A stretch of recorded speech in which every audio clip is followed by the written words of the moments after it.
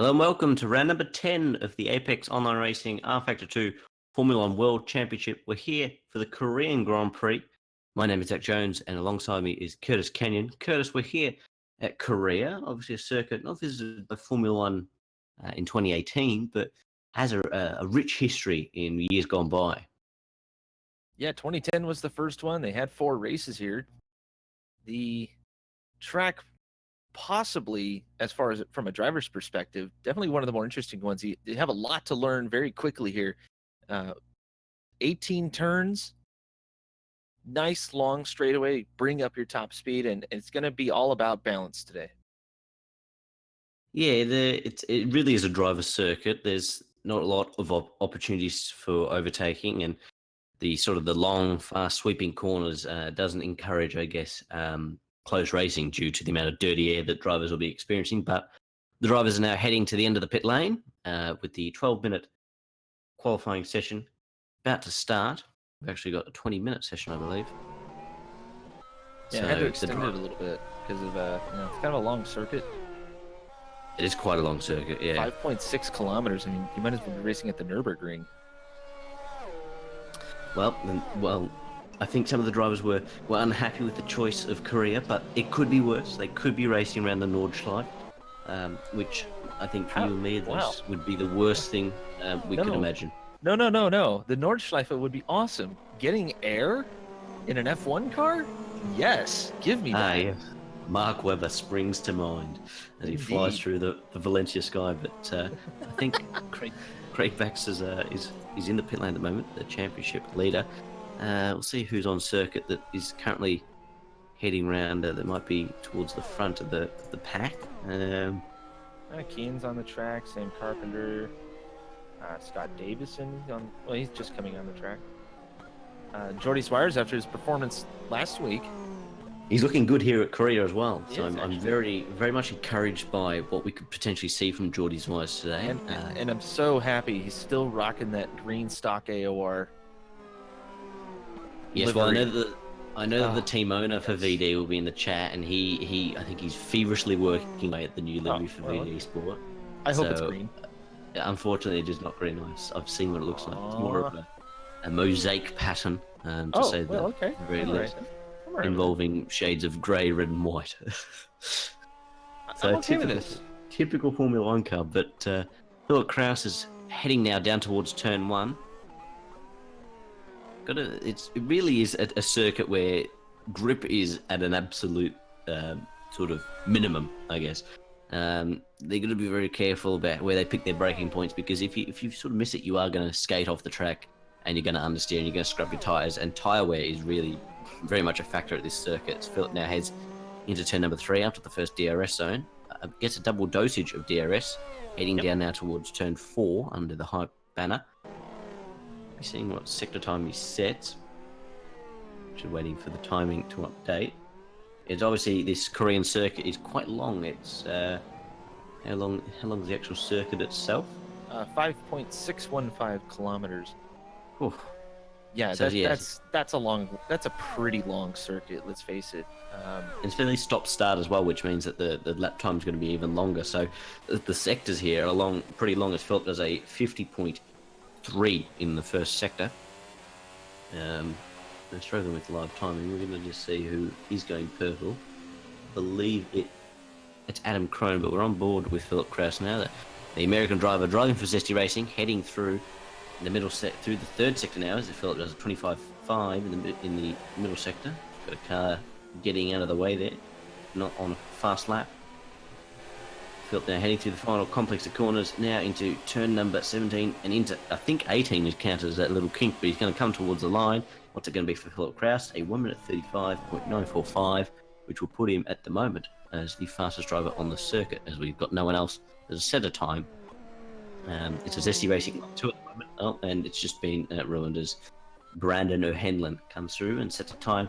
A 1 minute 37.6. Adam Cronin comes through for a 1 minute 38 flat, or 0.051 to be precise, but as Tommy Yelatalo puts in a time that puts him second. Sam Carpenter, one of the championship frontrunners, sits in fourth, 1.6 seconds off Philip Kraus's best time. So Sam is seeming to struggle at this Korean circuit, you would think, thus far.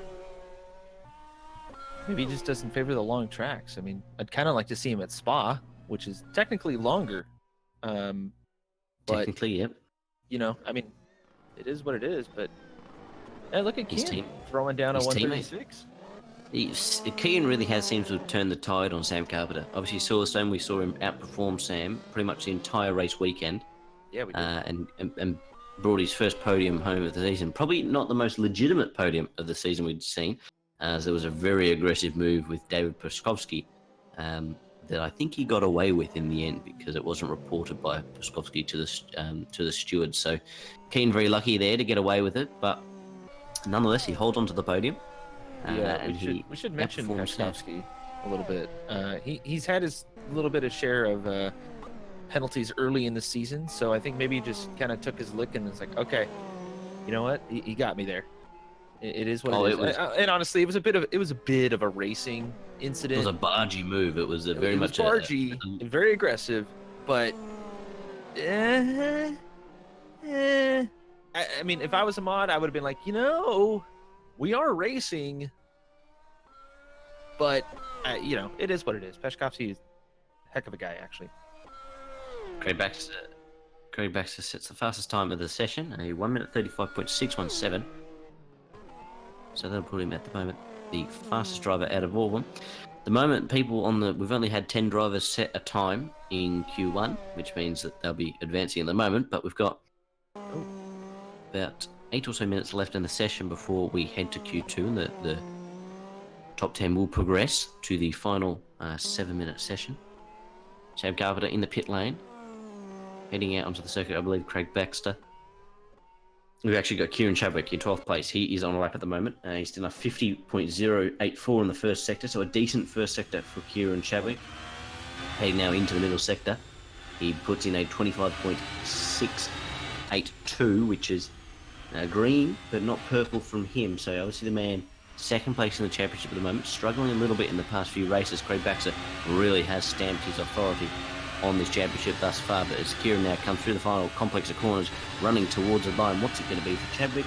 It's going to be a 1 minute 35.957, so one into the 1 minute 35s, puts himself third behind Craig Baxter and Philip Kraus, and ahead of Kian White and Nick Brackie. So obviously with one KRT missing at their home race, it'll be a very good opportunity for the likes of Zesty Racing, Sabre, and even Defiance to sort of all increase and decrease their gaps to KRT with them only having one driver here for this race.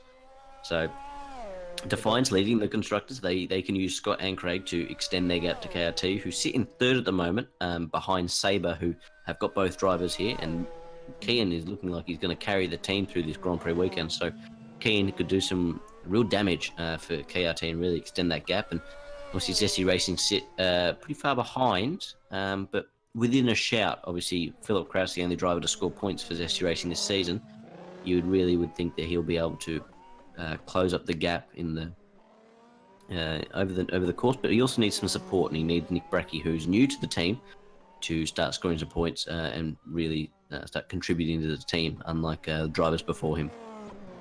Yeah, and Nick has been looking fairly quick here. Seems to have kind of figured out this track, at least for a solid time, sitting 6th right now in his qualifying time. So we'll be keeping an eye on Nick, as it seems like he settled into the car a little bit more than he did last week. Yeah, I think he struggled. He received some damage in the opening exchanges in the race, so really jeopardised his entire race. But he's looking good. Getting used to the car, obviously coming in mid-season, you've got a lot less experience in comparison to the drivers around you, but he actually now puts a time that puts him in 4th place now, ahead of Kian White. So doing the job he needs to do. He needs to just beat the Sabres and the KRTs. He's beating both Sabres at the moment. This is only Q1. It's just got to see who's in the top 10 and get through the session as Kieran Chadwick now comes onto the main straight. He's going to be starting a lap with this Korean international circuit. As we said, with the first race taking place in Formula 1 in 2010, an entire city was planned to be built around this circuit with the ocean nearby, but never seemed to eventuate with funding being pulled out. It sort of fell into a spiral, and unfortunately racing in real life concluded in 2013. Wasn't visited in the hybrid era, but Kieran Chadwick now heading into turn number 3, the end of the long DRS straight, where The Mercedes fabulously went side by side as the front wing of Nico Rosberg's failed, throwing sparks up in the air, but Kieran now heading down toward turn 4. This is difficult, this corner, because naturally you'd go straight ahead there as it's the fastest line, but you do have to keep going and holding on and keep being patient as you go left all the way then into, I believe it through turn 4 and then heading down towards turn 5. But Kieran now into the sweeping and fast section of the lap, really starting to push the limits of the car. Got to make sure, you can keep the car within track limits. And you should be able to keep a fairly legitimate lap time, as there's a lot of grass and AstroTurf there that can really jeopardise your car, both the handling and the speed, the entry speed of the car. If you do get out onto there, obviously we saw Lewis Hamilton pick up what was essentially a piece of carpet, a big piece of AstroTurf, got stuck on his floor, I believe, in the 2013 race, or maybe it might have been a bit earlier. It was 2012. 2012, there you go, yeah, and it got caught. Got caught on the car and it really jeopardised his performance. But Kieran Chadwick now coming through towards the line. He's going to put himself second with a 1 minute 35.225. Kieran looking racy.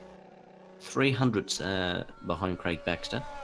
Sam Carpenter sitting 12th at the moment. At the moment will be eliminated from Q1. We shall see. We can go on board with him now. I believe he is on an outlap.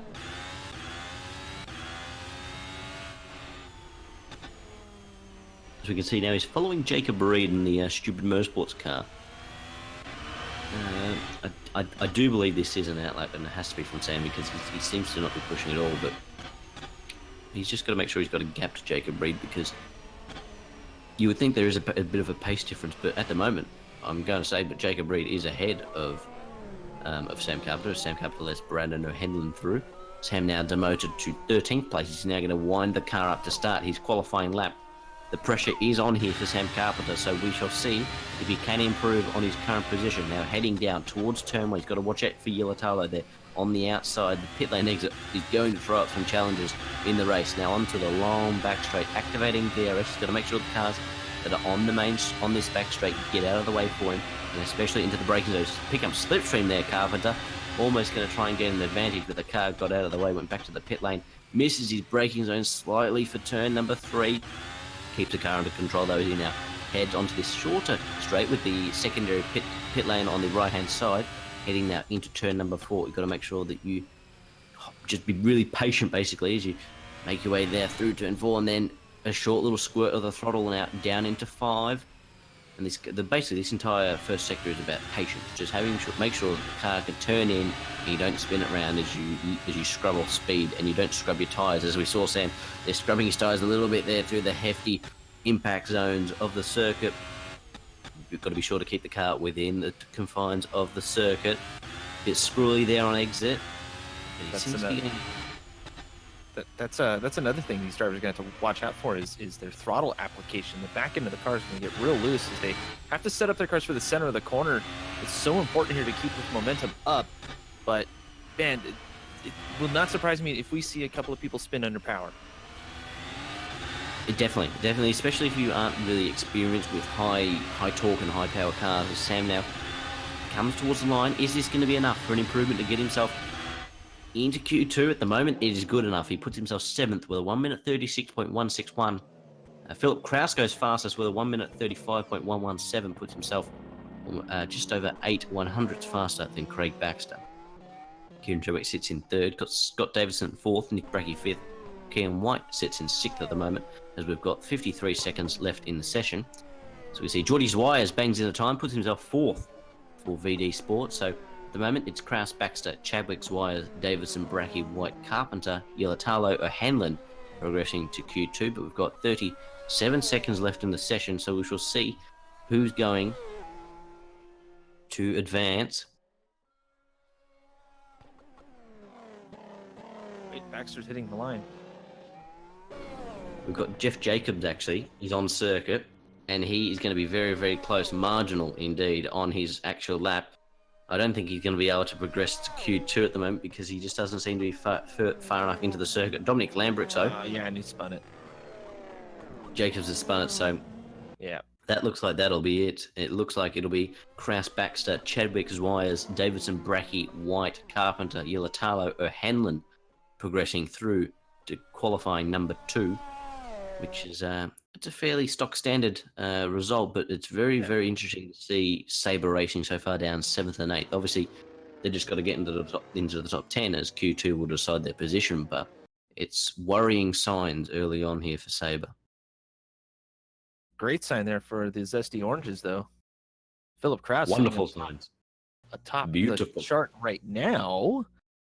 I have a feeling Craig might have just been like, I'm just going to kind of give it to him and get back into the pits, get everything set up for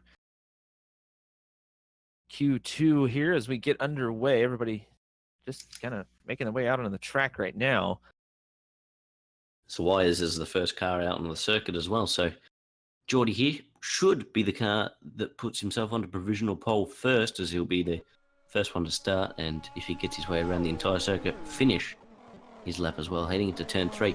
This will just be about preparation, getting the car in the optimal window to start a lap. Obviously, you don't want to warm up your tyres too much, because as the lap will go on, you put the tyre through more stress, especially through the middle sector with high speed corners, which really does stress the tyre, increases the temperature, increases wear and scrubbing, which takes off the tread of the tyre. But then you've also got to be aware that you go through slow speed corners, for instance, where you do start to potentially cool the tyres slightly, and that long straight heading down towards turn 3 also does cool down the tyres as well, because it's a simple rotation that doesn't really stress the tyres too much. But we can see now Zwires just preparing the car. Chadwick sits just behind him. Chadwick will probably have to back off, I would imagine, towards the end of the lap here to make sure that he has a bit of a gap and doesn't come right up to the back of Zwires towards the end of his actual qualifying lap.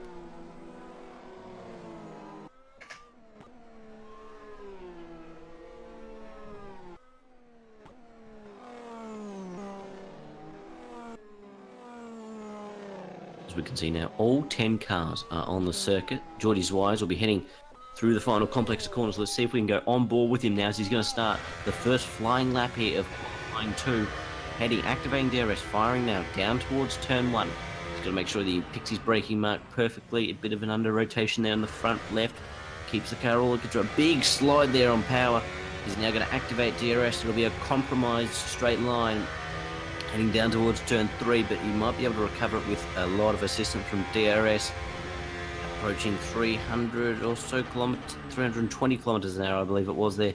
Heading into turn 3, nice and neat there from Zwires. Got to be careful not to spin the car up on exit. A lot of power there that Zwires have got to deal with. Heading down now towards turn number 4. A bit of an inside front lock on the left-hand side. Seems to get through the corner okay. Clobbers the inside curb. These curbs at Korea are very, very lethal. You've got to make sure you keep off them. Good exit there from Zwires as he heads up the hill now into the high-speed section of the lap, really pushing the absolute limits of the setup and the car itself. Almost went sideways there through that part of the circuit. It's incredibly fast, and you've got to be very careful not to spin round. Zwires, those spinning up the rear tyres with great aggression, heading through the long, almost quadruple curbed left-hander. Careful not to hit the wall there on the inside. This is really, really ragged stuff here from Geordie Zwires. Got to keep the car within the confines of the track. Heading now through the final couple of corners now into turn number 17. Got to be careful. Oh, big snap of oversteer there. Doesn't spin the car around. He's going to run towards the line. What's it going to be for Zwires? A 1 minute 35.419. That is provisional pole position for the moment. Kieran Chadwick, though, had headed back to the pit lane. So O'Hanlon puts himself almost 7 tenths behind Zwires. So Zwires currently on provisional pole position, though. Philip Kraus, 3rd place, running towards the line. What's it going to be? It's going to be pole position by only 4/100ths of a second or so. We'll see where Craig Baxter is. He's heading through the final sector now. He's gone purple in the first sector with a 49.497. Green in the middle with a 25.5. He's going to run through turn 17 now and up towards the line. What's it going to be for Craig Baxter? Will it be another pole position? It's going to be for the moment. He goes fastest by 3 3/4 tenths of a second ahead of Kenyon White, who puts himself into 2nd place for the moment. O'Hanlon in 5th ahead of Nick Brackey, with Chadwick, Davison, Carpenter, Yilatalo yet to set a lap time. But early on in the session, with only 2 minutes 44 to go, it looks like it's Craig Baxter's pole position to lose here at the Korean International Circuit. Impressive by Kraus and Kenyon White. I mean, we were kind of expecting a bit mid at the top 10, a fifth, sixth, maybe a fourth, but Kenyon just pulled out a massive lap. He's going to go out on the track now to see if he can improve. We got about 2 minutes left. Now might be a little bit late to put in another fast lap, but just getting that rhythm down more than anything at this track. It's so dependent on rhythm, and a couple of these turns have a little bit of camber in them. So if you can work that camber and not load up I believe it is the right rear tire on the one that we saw Jordy nearly spin on. Just gotta be careful with that. It's so tricky. Definitely a driver's track. I talked to a couple of the drivers before the race started, and it's definitely a driver's track. You have to make sure your car is set up exactly the way you like it, or else you're going to have a very rough weekend. We were also talking about the passing zones a little bit. Obviously, they're limited. The big braking zones, they are limited. A lot of sweeping corners here, and it's going to take a lot of patience, I think, on the part of the faster cars to not force an issue if they come upon a lapped vehicle. I think the main action that will come across is pit lane exits. Obviously, the pit lane exit merges into the racing line for turn one, and so people who may be close on circuit when the pit stops come around may sort of merge as they exit and be fairly close as they sort of merge into and then head up the DRS straight down towards turn 3. So that may be the places where we see close racing. May even see a collision or two. Obviously, the undercut could be potentially fairly strong here with the super soft and medium tyres being available for the drivers for this weekend. But we shall see. The drivers didn't really mention much about their tire strategy. I guess it depends on that pit exit, and we should also mention that pit entry is kind of rough too. You come off of the circuit at a decently high rate of speed into a very, very, very sharp corner, and quite narrow, I should say. So drivers are going to have to be a little bit careful. They're going to have to be aware that there might be a car right there to make sure they don't, slam into anybody. Yeah, I was just seeing that Geordie Zwires put in a time with a second left on the clock, and he sits in fourth at the moment. But Sam Carpenter, currently on the lap, he has set a 50.298 in the first sector. At the moment, it's not looking very decent for Sam Carpenter. He sits in 10th at the moment. He sits last of the runners. Kenyon White puts himself in second place. So that'll probably be all for Kenyon White. Craig Baxter at the moment has done all he can. Sam Carpenter, they're all out of shape there through turn number 17. Sam Carpenter's going to run towards the line. What's it going to be for Carpenter? It's going to be 5th place for the moment. O'Hanlon, Bracky, Chadwick and Davidson all still on a lap behind him, but that might be it for Sam Carpenter. Davidson backs out. He sits in 10th. Bracky backs out as well. What's it going to be for Kieran Chadwick? He's going to come through. He's coming towards the second sector split now. He sets a 49.5 in the first sector, a 25.4 in the middle sector. He's going to be going through the final sector now. He's got to keep the car all together. Kraus and O'Hanlon currently on laps as well. We're going to look to see what Philip Kraus is doing sector time wise. He's looking fairly decent, so we might see. We're going to just watch Chadwick now complete his lap. He puts himself on pole position. Does Kieran Chadwick by out of the bag, out of nowhere with a purple final sector. Fantastic. Let's see if Philip Kraus can improve. And he doesn't. So Philip Kraus sits on set. So Kieran Chadwick, out of nowhere, right at the death, puts himself on pole position with a fantastic final sector. Well, almost a tenth of a second faster than Craig Baxter. And that was the difference at the end. It was looking fairly close between them. He was substantially slower in the first sector. He was almost a tenth faster in the middle sector. And then he was, almost a tenth faster than at the final sector as well. So Kieran Chadwick, out of nowhere, puts the car on pole position for KRT's home race. You couldn't write the script more. It's incredible.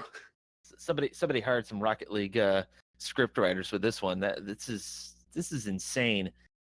Chadwick kind of came out of nowhere. Obviously, when we were watching him before the race started, and he wasn't looking a whole ton quick, but just out of nowhere sets a blistering pace. I do not want to be those tires after that one.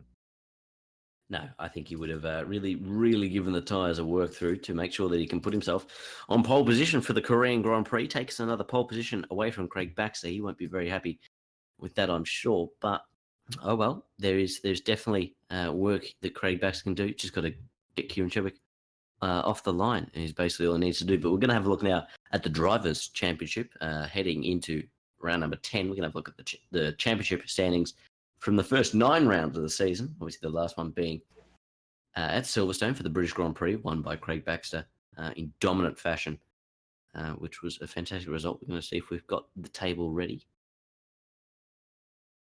We can see now Craig Baxter sits on top, ahead of all the drivers, with 184 points ahead of Kieran Chadwick, who sits in second for KRT with 142. So a 42-point gap there that Kieran Chadwick will be looking to bite into, starting on pole position for today's Korean Grand Prix. Sam Carpenter sits behind them in third place with 129 points. He's just marginally ahead by 16 points ahead of Philip Kraus for Zesty Racing, sitting in fourth place for the American. Well and truly ahead of Kenyon White, who sits in fifth, who only has 69 points in comparison to the top 4. There's a fair old margin there for Kenyon to try and close up if he's going to, I guess, be able to. Obviously, picks up a podium at Silverstone, and he can start to really put some work in to closing that gap. But Tino Nälkäräinen, not racing this weekend, celebrating his 18th birthday. So he's not able to race. Hey. He's instead partying. Instead, he sits in sixth place with 44 points, 1 point ahead of another man who isn't racing today, and that is Evan Rice for KRT. Sits in seventh place. Disappointing he's not here for KRT's home race, but nonetheless, they've put the car on pole position. He sits, though, does Evan Rice, ahead of Scott Davidson for Defiance, who starts in 10th. He sits in 8th, though, in the Drivers' Championship with 30 points ahead of Tommy Ilatalo, who sits in 9th for Royal Blue Racing, the second Finn in the top 10. 26 points for him, and he is 6 points ahead of Jacob Reed for Stupid Motorsports, who sits in 10th place, racing today, so he'll be looking to potentially build on those 20 points he's got so far in the season, but only time will tell. Yeah, Callum Roberts sitting 11th, not racing here today. Ross Woodford, 12th. David Peshkovsky in 13th. Jordy Zwires in 14th. Now, he hasn't been able to race a ton of races, so he's going to be looking to improve. He's showing a ton of speed right now, sitting 4th in qualifying. Brendan O'Henlin, 15th. Hasn't started the last 3 races with only 14 points. Dropped down 2 positions last week. So he will definitely be looking to improve here. And it pretty much all the way down, except for Nick Brackey, who came in late. He's sitting 21st right now with 2 points, actually. He took a 9th place 2 rounds ago. So everyone else on the board is basically just not racing today. So, except for Kevin Turner. Kevin Turner has not had a very good season so far. He's missed 3 races. He ended up DNFing in 1 as well. So he'll be looking to improve a little bit as well. What do you say we move on to the teams? The old Constructors' Championships.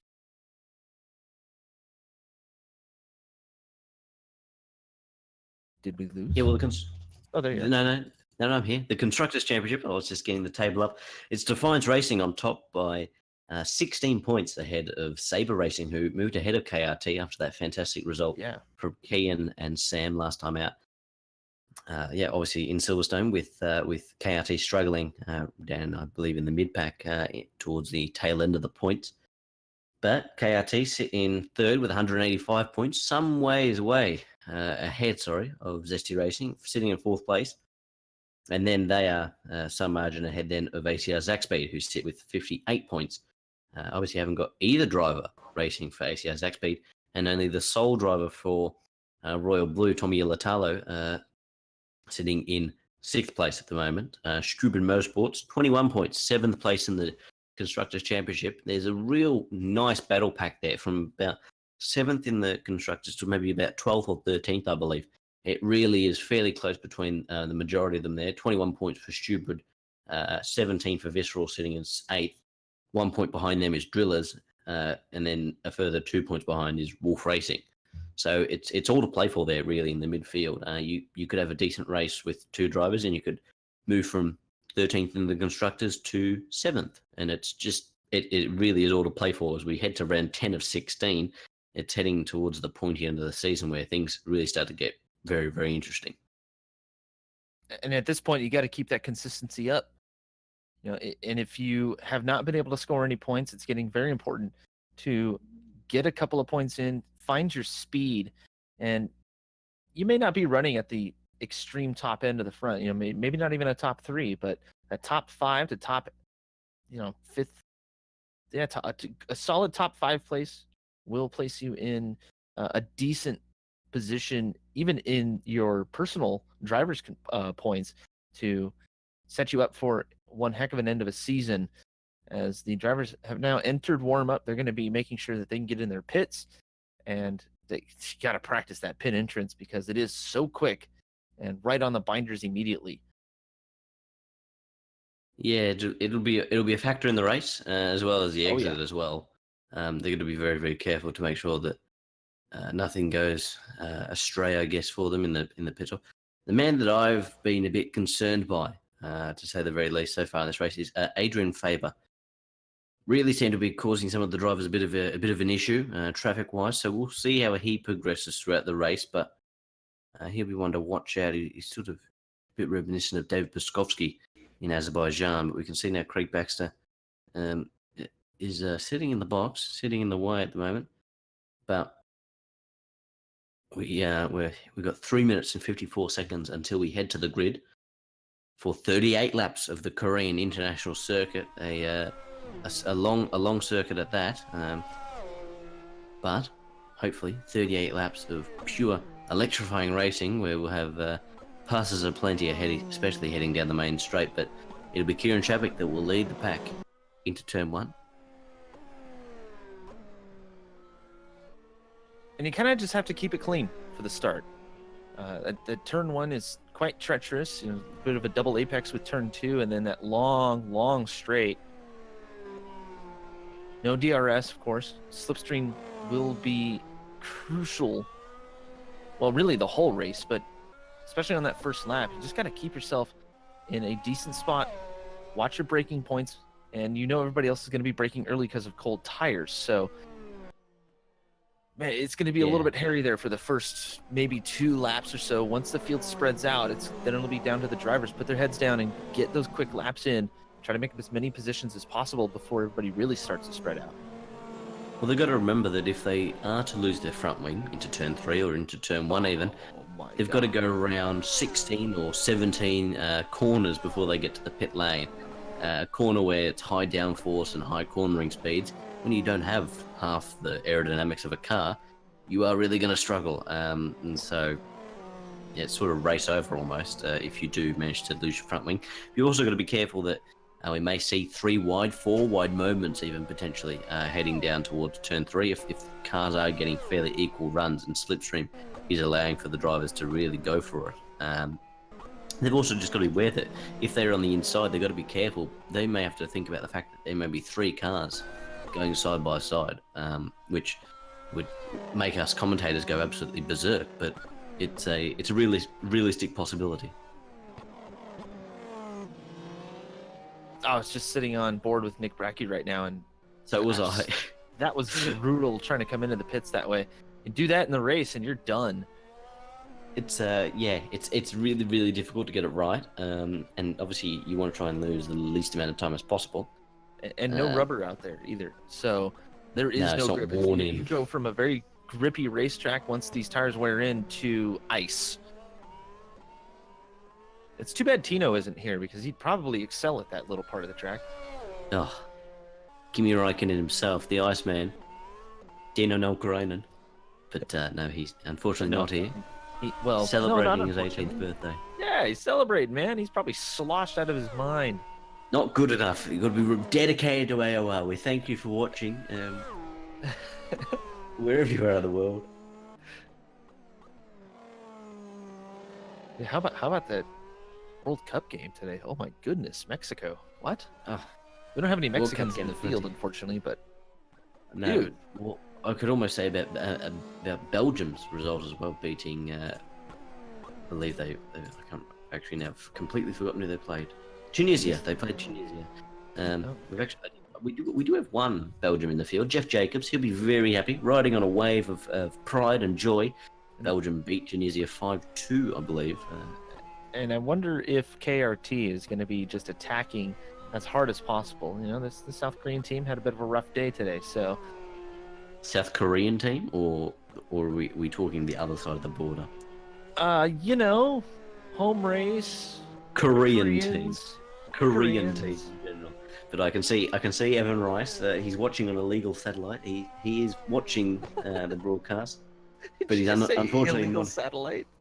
A legal satellite. A legal satellite. A legal satellite. Oh, yeah, we need to clarify that one. I don't think Hype Energy would be very happy knowing that their race is being broadcasted on illegal satellite. No, we're completely legal here at AOR. Nothing but the legalist. Perfectly legal. But the drivers now heading through the final stages warm-up. We're going to be heading towards the formation lap before we launch ourselves into 38 laps of this Korean international circuit for the Korean Grand Prix. I know Canada was a great race. This one is starting to stack up that it's going to be just like Canada, but don't get them confused. Very different. We could have a Monaco race where we had safety cars aplenty, a red flag for good measure. Let's do that. That sounds like a lot of fun. Well, looks like we're about to get underway. Scott Davison would actually get out of the pits. There he goes. We do like to give our drivers a little bit of a hard time. Mostly because they give us a hard time.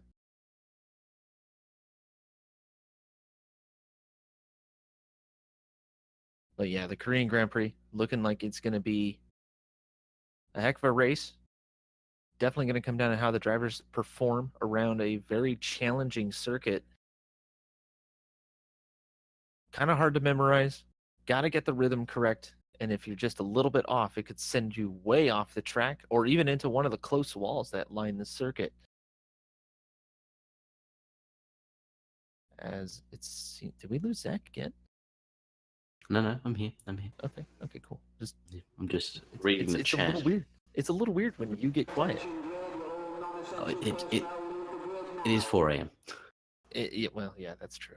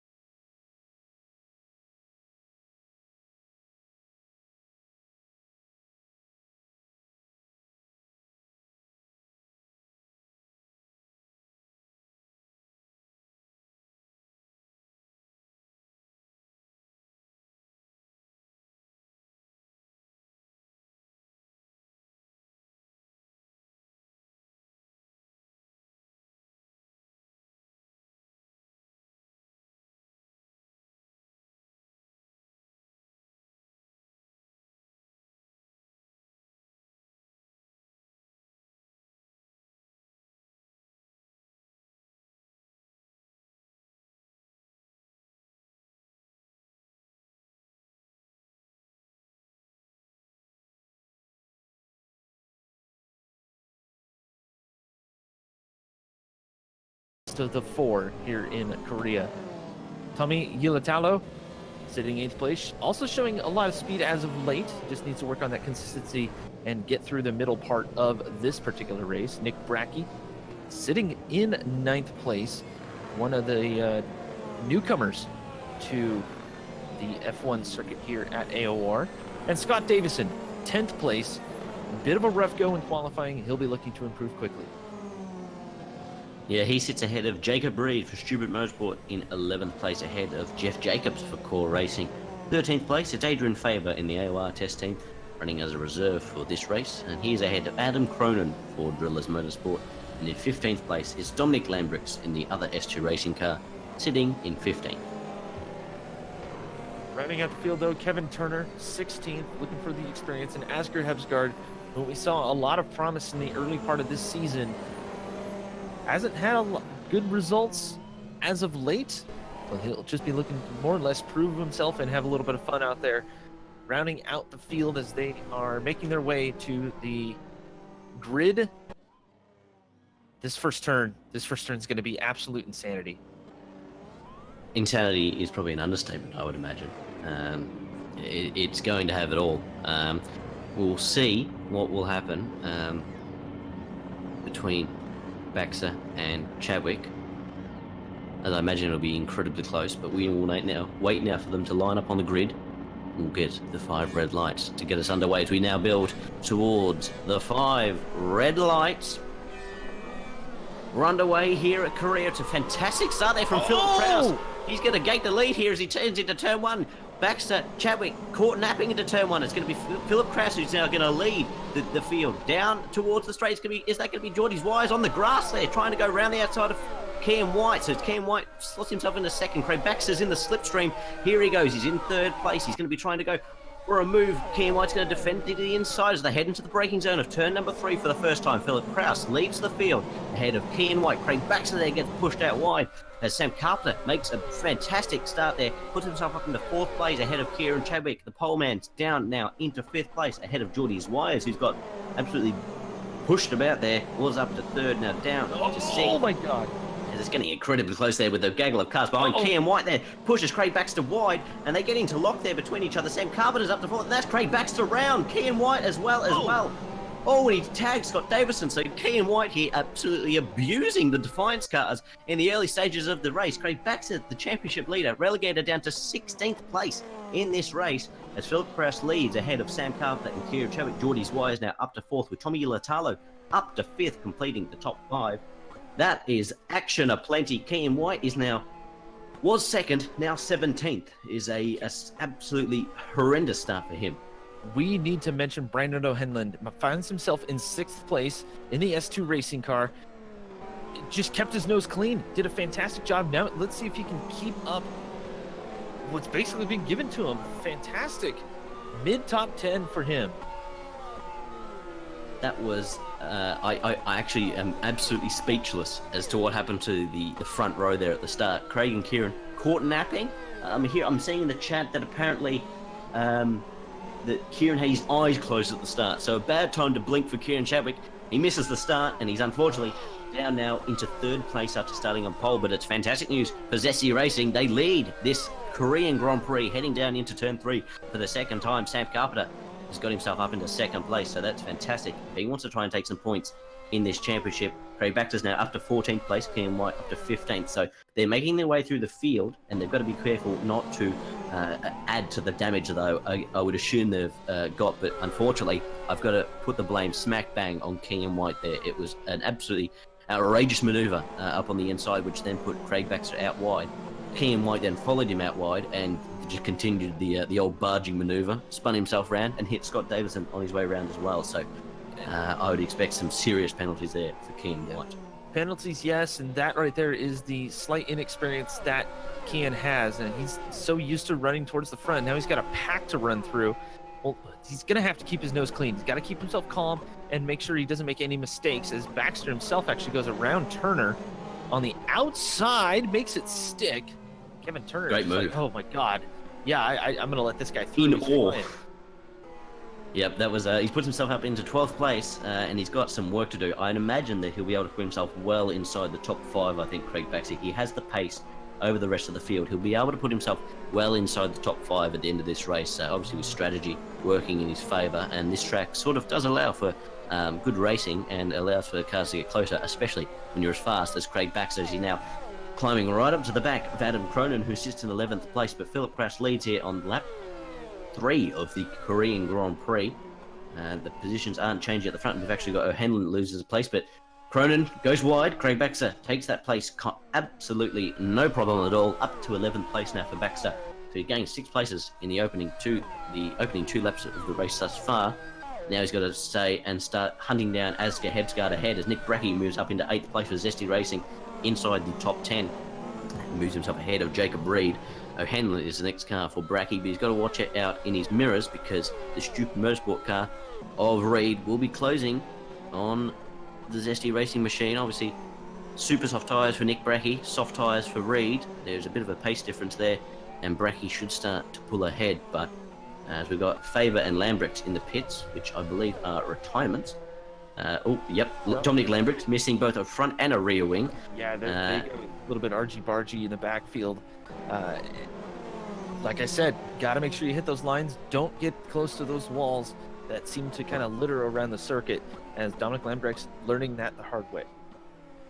Yeah, I think Faber there was involved because he's come out of the pit on soft tyres, but unfortunately for Lambrecht, he's still sitting in the pit lane as we speak.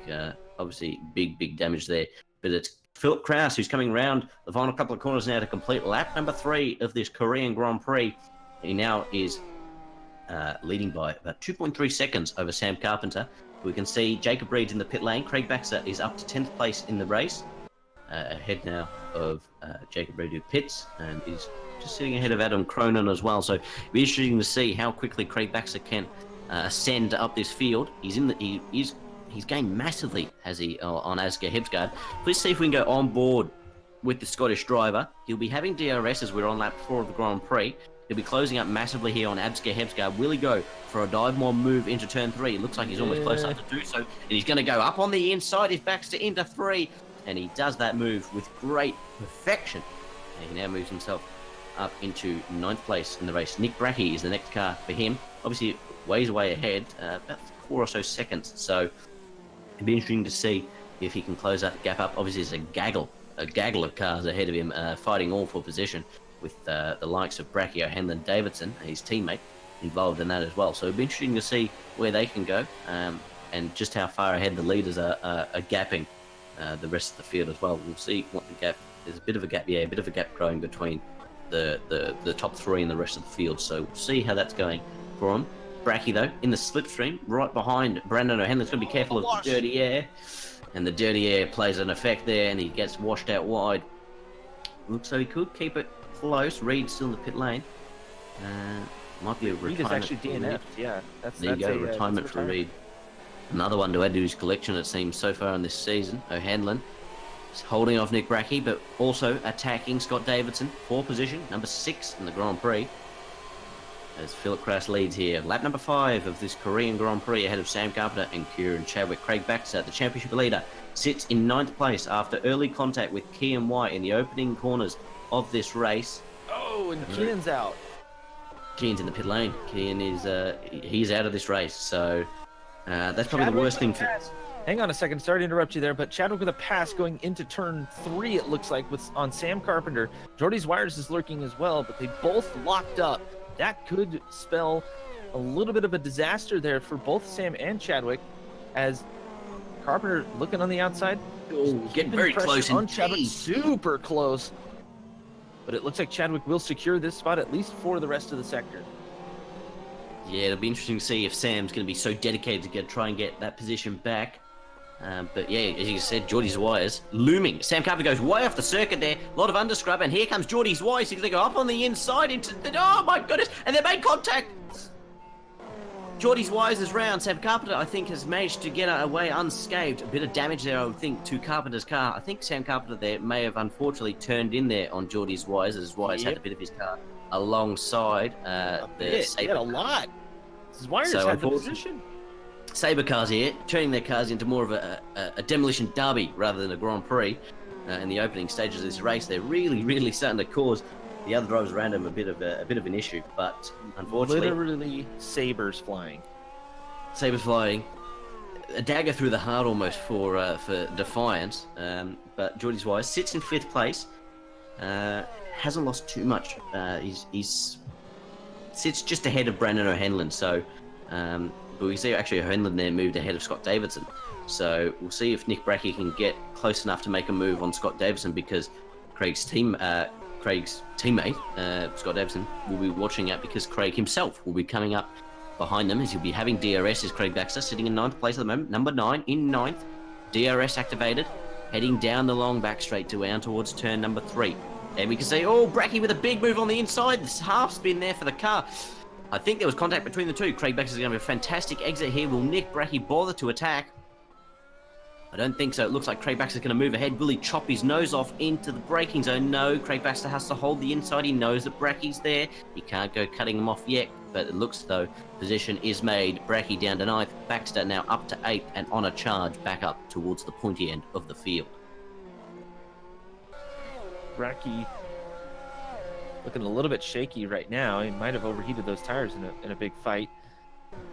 But Scott Davison now looming in front of Craig Baxter. This might be the time to link up with your teammates and start attacking the field, as Brandon O'Hanlon and Jordy's Wires is in front of them, and they'll be hunting down Tommy Ilatalo sitting 4th. Royal Blue looking nice right now. Well, you were saying about teammates teaming up to attack the field. Well, Defiance here teamed up in different ways here, and they've attacked the fields in unique and different ways so far on this race. Kean White involved with the collision with Craig Baxter. They both were demoted to the back of the field. Unfortunately, Kean is out of the race, which I was going to say just before Chadwick made the move on Carpenter. That I think that was possibly the worst thing for White to do, because if he finished this race, he'd receive a big penalty for the contact between the two, which would have then resulted in this race sort of being, I guess, ruined by the fact that he would have received a big penalty and potentially would have reduced any penalty in the further races coming up. But now that he's retired, they can't apply a penalty to Kean White for this race. There's no, if you add a time penalty, it's not going to change his position because he did not finish. So we shall see what type of penalty Kean White will be approaching. Maybe a lot of penalty points, I would assume. Maybe a backer grid to add to it as well. Potentially, depending on how many penalty points add up, it may be a race ban. There will definitely be a review of that whole exchange. Most certainly. And we got to make sure that cooler heads are looking at that. And sorry. Sam Carpenter with a big slide there through the high speed. They seem to be struggling, these drivers, with the overheating of the tyres, and we can see that because Ilatalo is closing up massively on Carpenter in these past few laps. So Wires still sits in 5th, but hasn't been able to close up to Tommy in the past couple of laps since he had that contact with Sam Carpenter. Baxter ahead of Davison now, so he's on the back of O'Hanlon. We'll see if he can make a move up into 6th place soon. We see O'Hanlon there running wide. Will Baxter be able to make a move earlier than what we would think would be possible? As we can see, he just seems to be hounding O'Hanlon is Baxter. Really, really eager to make a maneuver. Patience, boys, patience. Patience is required, but we shall see. We'll see. It'll be in the slipstream here into turn number 1. Will Craig Baxter be close enough to make a move? I wouldn't imagine it'd be into turn 1, but maybe with some slipstream and some DRS into turn number 3, the move might be done before we even hit the braking zone. O'Hanlon with the lock up on the inside. But here we go, Craig Baxter in the slipstream. We haven't even got DRS activated yet, but here goes the DRS. He's going to pull ahead massively. O'Hanlon, if he's got a brain, will pull into the slipstream of Baxter to try and close the gap slightly, but it seems to be absolutely done in vain. Baxter now big up into 6th place. Big lock up there, but he manages to keep the car out of the wall. So we can see Kieran Chadwick is closing up quite massively here on Philip Krause. The gap is now 1.8 seconds after being 2.4 in the opening stages of the race. So Kieran here looking like he's going to try and make up for what he lost with that poor start from the front row. But Sam Carpenter here seems to really be struggling. He's dropped off 4.6 seconds, I believe, ahead. He's dropped off 4.6 seconds on Kieran Chadwick, and is only 2.3 seconds ahead of Tommy Ilatalo, who will be looking to start to close up on the Sabre driver and potentially move himself onto the podium. But obviously Craig Baxter is there, and he'll be closing up massively. And speaking of closing up, Geordie's Wires is doing the exact same on Tommy Ilatalo, as he on lap 8. Oh, do we see? I think that was whose car was that without a front wing? There was a front wing there flying across the circuit. I don't know who that was. It was actually Adrian Faber in the Adrian. Adrian Faber is actually in the box, so he's with that front wing, so he's lost that front wing. There's Nick Brackey, 9th place, comes into the pit lane, the first pit stop for the race that hasn't resulted in a retirement. So we can see Craig Baxter in 6th place as we got Geordie's Wise. We can go on board with the Dutch driver now. He's in the DRS and the slipstream of Tommy Ilatalo, who sits in 4th place. Here comes Wise. He's going to go to the inside for turn number 3, and the move is made well before the braking zone. And that is Wise now up into 4th place in this race for VD Sport. Oh, and a spin down exit. And he's and he's lost his front wing. Oh, that's what's that? About 15 corners. He's now going to make his way around this circuit with a lot of steering damage to add to it. But we see O'Hanlon on the back of Davidson. Will he make a move down on the inside? A bit of a lock up there for Davidson. Will O'Hanlon be close enough to make a move? I don't think he's going to make a barging maneuver like White did. O'Hanlon now closing up massively, obviously on the super soft tyres in comparison to Scott's softs, but pace difference will start starting to equal out at this point in the race. But we can see there Davidson with a big slide there through the high-speed sections, really starting to struggle, obviously with the thermal deg starting to kick in as we head now to lap number 9 of the Grand Prix. The tyre wear will be starting to play a factor. People will be having to pit soon. And I think that's why Nick Brackey came in. You know, he was pushing really hard to try to stay ahead of as many cars as possible and just probably overheated those tires. And we were talking about the tire deg and the way these cars are sliding around the track. The camber just kind of comes into some of these corners and it really loads up the sidewalls and the edges of these tires. These Chadwick picks. wheels have to be screaming right now as Chadwick and Sam Carpenter have come into the pits. As Tommy Ilatalo is also coming to the pit lane, as well as O'Hanlon. So we're getting some pit stops galore here on lap number 9 of the Grand Prix, starting lap number 10 as Philip Krause has continued on. So Craig Baxter up into 2nd place as the Defiance 2-3 at the moment, but obviously pit stops are plenty to occur. So Craig Baxter might be trying the overcut here on some of the drivers around him. Sam Carpenter coming to the end of the pit lane now on a set of soft compound tyres. Ahead behind now, Jeff Jacobs. So interesting to see where he'll come out in relation to the rest of the field. Nick Brackey, though, is pulled off a fantastic pit stop, and he comes out just behind Tommy Ilatalo. So Nick Brackey there with a fantastic pit stop. When the pit stops eventually happen, it'd be difficult to determine where he's going to be, but he'll be maybe around the Craig Baxter battle, who obviously is moving forward with strategy and raw pace as well. So we shall see. Zwires has made himself back to the pits. He's getting repaired. It looks like he'll be okay to continue. We'll see what he can do as he goes out on the softs, I believe that is, if I'm seeing that correctly. It's a race of attrition. I think if he can get to the end, he might be able to score himself a point. But you just got to get to the end first before you can determine that. Kieran Chadwick closing up on Asger Hebsgaard. He sits in 5th place at the moment. Does the British driver. Closing up on the Dane. Big slide there for Asger Hebsgaard. You can just see the grip difference between the two drivers. The KRT versus the Veslev. See how close he's going to get to the driver ahead. Look how much he's closing in on Asger Hebsgaard. He is Philip Krause. The leader of the race comes into the pit lane. Pits from the lead. Craig Baxter also joins him as well. So Scott Davidson is going to continue on as well. He takes the lead of the race. But Chadwick Craig Baxter and Hebsgaard are getting racy here in turn 1. As they're just about to hit it right now. Chadwick on the inside, locks it up a little bit. Hebsgaard just lets him have it. Kieran Chadwick's jumped. Kieran Chadwick's jumped Philip Krause there, because Kieran obviously has pitted as well. So Kieran's actually come out ahead of Philip Krause after that initial pit stop, which now means that he's going to be in effectively the lead of the race. Craig Baxter is in 8th, but is on the back of Tommy Ilatalo.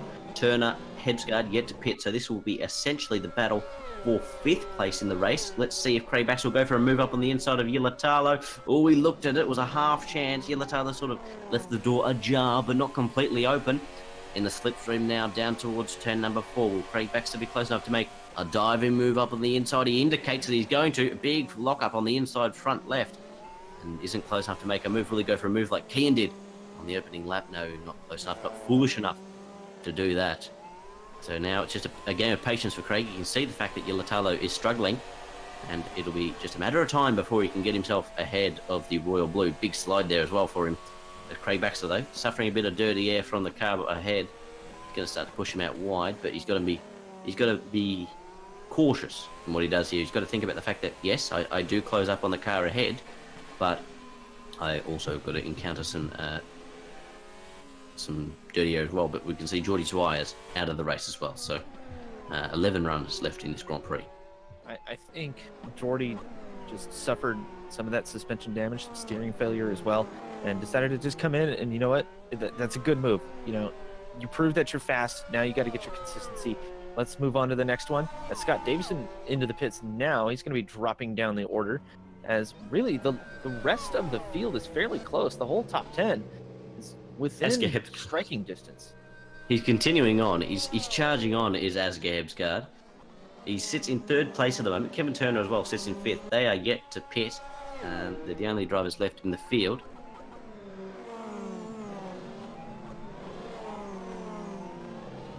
Asger is having some issues on corner exit. Not quite sure if he's just afraid to spin up the tires, so he's coming out of corners gear high. Maybe he's trying to save a little bit of fuel as well. But sitting in 3rd place is a fantastic result for him. Definitely showing that he belongs here in the AOR F1 World Championship. I mean, he's sitting among all the top runners, so I don't know if he's a little bit nervous and just doesn't want to disappoint more than anything, but he's got to work on that exit, and I think he'll be finishing strong here. I'm predicting a top 5 for him. Well, unfortunately, I've got to ruin this excitement because I can see on his steering wheel there's a little green light that's popped up on the bottom right-hand corner of the screen, which means he's going to be pitting at the end of this lap, going to get off the soft compound tyres and moving on to potentially a set of mediums that could potentially take him to the end of the race. We've got, 26 or 27 or so laps left of this Grand Prix. That'd be a stretch, but Sam Carpenter going to try and go around the outside of Asger Hebsgaard, and he makes the move stick. He's now up into 3rd place. Asger, though, knows that it's time to come into the pit lane, and so he does. Pits now from what is 4th place in the race, which will got out of shape on the and round he goes. A bit of a reverse entry to the pit lane, audacious to say the very least. And all this turns out to be a lot more messy than what he was expecting, as he does rally cross and a bit of rallying for good measure. The commentators curse they're striking top 5. Yeah, that's looking less likely now, I think. Yeah, I feel bad. Had to say something. Just had to say something. Craig Baxter, though, sits in 4th place in the race. So, obviously, after that initial contact with Kenyon White, he now sits in 4th place, has recovered well. Obviously, that raw pace has worked well, and now sits in 4th place, able to probably attack Sam Carpenter, you would imagine. It'd be very interesting if we can get Craig Baxter onto the podium, because that would involve an interview with, I would imagine, a very, very fired up Craig Baxter, very angry Craig Baxter. That would definitely have some strong views on the opening exchanges in the race, but also a fairly strong showing as well to get himself back up into one of the highest position he is in. Bar the start of the race, obviously, was down to 4th after the start, heading down the back straight down towards turn 3, but we shall see. Can I do a quick shout out? Go for it. The youngest AOR fan possibly is watching her favorite team, Sabre Racing. Sitting in 3rd place is Sam Carpenter, and looking extremely strong. Just want to say hi to Justice. Justice, massive fan of Sabre. Oh yeah. Yeah. What about Kenyon White? Is Sam or Kian Justice's favorite driver? Oh no. She's all over Sam. Sam. Okay. Wants to give Sam a huge hug. Well, apparently she's cheering right now because he's in 3rd place. Yeah. Well, she's got to watch out because Craig Baxter is looking very, very ominous in the mirrors of Sam Carpenter. We'll see if he can hold off the championship leader, but it's going to be a tall order. But I think Sam might be up for it. Well, we shall see. Time will tell here on lap 14 of 38 for the Korean Grand Prix. We've got 11 runners left in the race. Asger Hebsgaard sits in 11th place after that rallycross excursion in the pit lane entry. We've got Nick Brackey sitting in 8th for Zesty Racing. Obviously, I'm a bit biased looking at that. It's good to see Nick sitting in the points. So we've got Yilatalo, 5th place. I'm very, very excited to see Yilatalo for Royal Blue sitting up. They were very, very strong in the opening rounds of the season. Obviously scored that front row lockout, which has never happened in AOR for any of the other teams. Obviously the likes of Sabre, KRT, Defiant, you may think that at some stage it might have happened, but no, Royal Blue shall hold that record forever as the first team to score a front row lockout in qualifying. Now, I don't know this because I haven't been able to really look at it, but did that ever happen in the previous iteration of this series? Potentially. You have to scroll through some old record books to find that. But there may have been a few. In terms of AOR, it's the first time ever. Craig Baxter, though, in the slipstream and the DRS of Sam Carpenter, will he make an audacious move into turn number 3? Sam Carpenter left the door slightly ajar yet again. Craig Baxter, he's seeing these opportune moments, but isn't taking them, which I think is wise. Teasing is probably the best word to be using at this point in time. Sam Carpenter, though, he's just taking a slightly wider entry to every single corner, just to say, hey, Craig, you might want to go for a move, but it might be a bit dangerous to do so. Sam, obviously, with a penalty potentially looming over him with that contact with Geordie's wires. If I was Geordie, I'd be definitely having a look at that to see if it is worth reporting to the stewards. Craig Baxter, though, in the dirty air now of the Sabre car, puts on the curb there. Got to be very careful here to get the car on the circuit because you could lose all this hard work. Speaking of hard work, there goes Sam Carpenter off the circuit. He's going to be side by side. No, Craig Baxter up into 3rd place. Sam's thrown it away there. In this race, he loses the podium. Now Sam needs to just keep this clean. He's probably a little bit flustered after that one, but he's close enough to Craig to where the DRS will come in once they get around the circuit. That's the hardest part. It's a difficult thing to do, I guess. But a man that is on such a charge as Craig Baxter, obviously after overcoming a fairly difficult, to say the very least, start of the race, we shall see if he's going to slow down at any stage or if he's going to go after the top 2. Be incredible to see a last to first challenge if he is managed to win this race. He sits 6.8 seconds behind Philip Krause, who sits 2.8 behind. But here comes Sam Carpenter. My apologies. Sam Carpenter's going to be side by side. No, he thinks better of it. Pulls into the behind Craig Baxter. They head now down towards turn number 4. There's a bit of a gap now between the top 2 and the rest of the field. Sam Carpenter and Craig Baxter, racing buddies. They've raced each other so many times before, as you said, in previous iterations of this series. Oh, yeah. They were very, very close in speed. Craig Baxter, though, really has ascended to another level here with the likes of Chadwick and Krause coming in with new threats that previously unheard of. Sam Carpenter, they seem to struggle. Has been adjusting, I'm going to be honest, to VR, racing in virtual reality. It's a whole new ball game. He said that this circuit, especially because of the amount of bumps, especially with the curbs as well, but the amount of bumps on the actual asphalt itself really does cause you to get some serious motion sickness if your setup is hard on the suspension. So some soft, cushiony suspension for Sam Carpenter to make sure that he can actually see where he's going. But unfortunately, I think it's cost him a little bit of performance and potentially cost him the podium. But no. Interesting. Yeah, I think it was it Sam or was it one of the other drivers that was saying in the VR it's really hard to see because of the grass or something like that. It looks kind of odd for him. So, from what I know of, Kieran and Sam are the only 2 drivers to race in VR. Maybe I think Jacob Reed might have previously, but has chosen against it. But I think those 2 are. But then I think, obviously, I've never experienced it, but I think it is a very different ball game. Very, very different indeed. But Craig Baxter there. Big slide there. Here we go. This could be Sam Carpenter's chance to make a move. He's in the slipstream of Baxter, heading down now towards turn 4. Craig Baxter's going to make the one defensive maneuver he's allowed to make. It was quite an aggressive one. It was sort of almost a swipe, almost looking at it from that perspective, but it might have been a bit of desync involved that may have accelerated the movement from Craig Baxter, but we shall see. Sam Carpenter still sits in 4th place in the race, lap 17 of 38 here at the Korean Grand Prix. We've got 11 runners left in the race, and the field's sort of just at a point now where it's sort of just settled. Gaps have settled. There's no real close position. Craig Baxter spinning up the rears. Tommy Ilatalo closing up on these two, I may add. Oh, as I say that.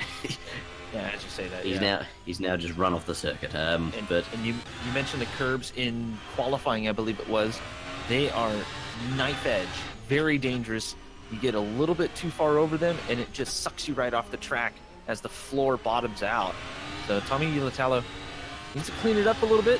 Maybe not push so hard right in the middle of the race. So get a little bit of gas mileage, maybe save that for the end.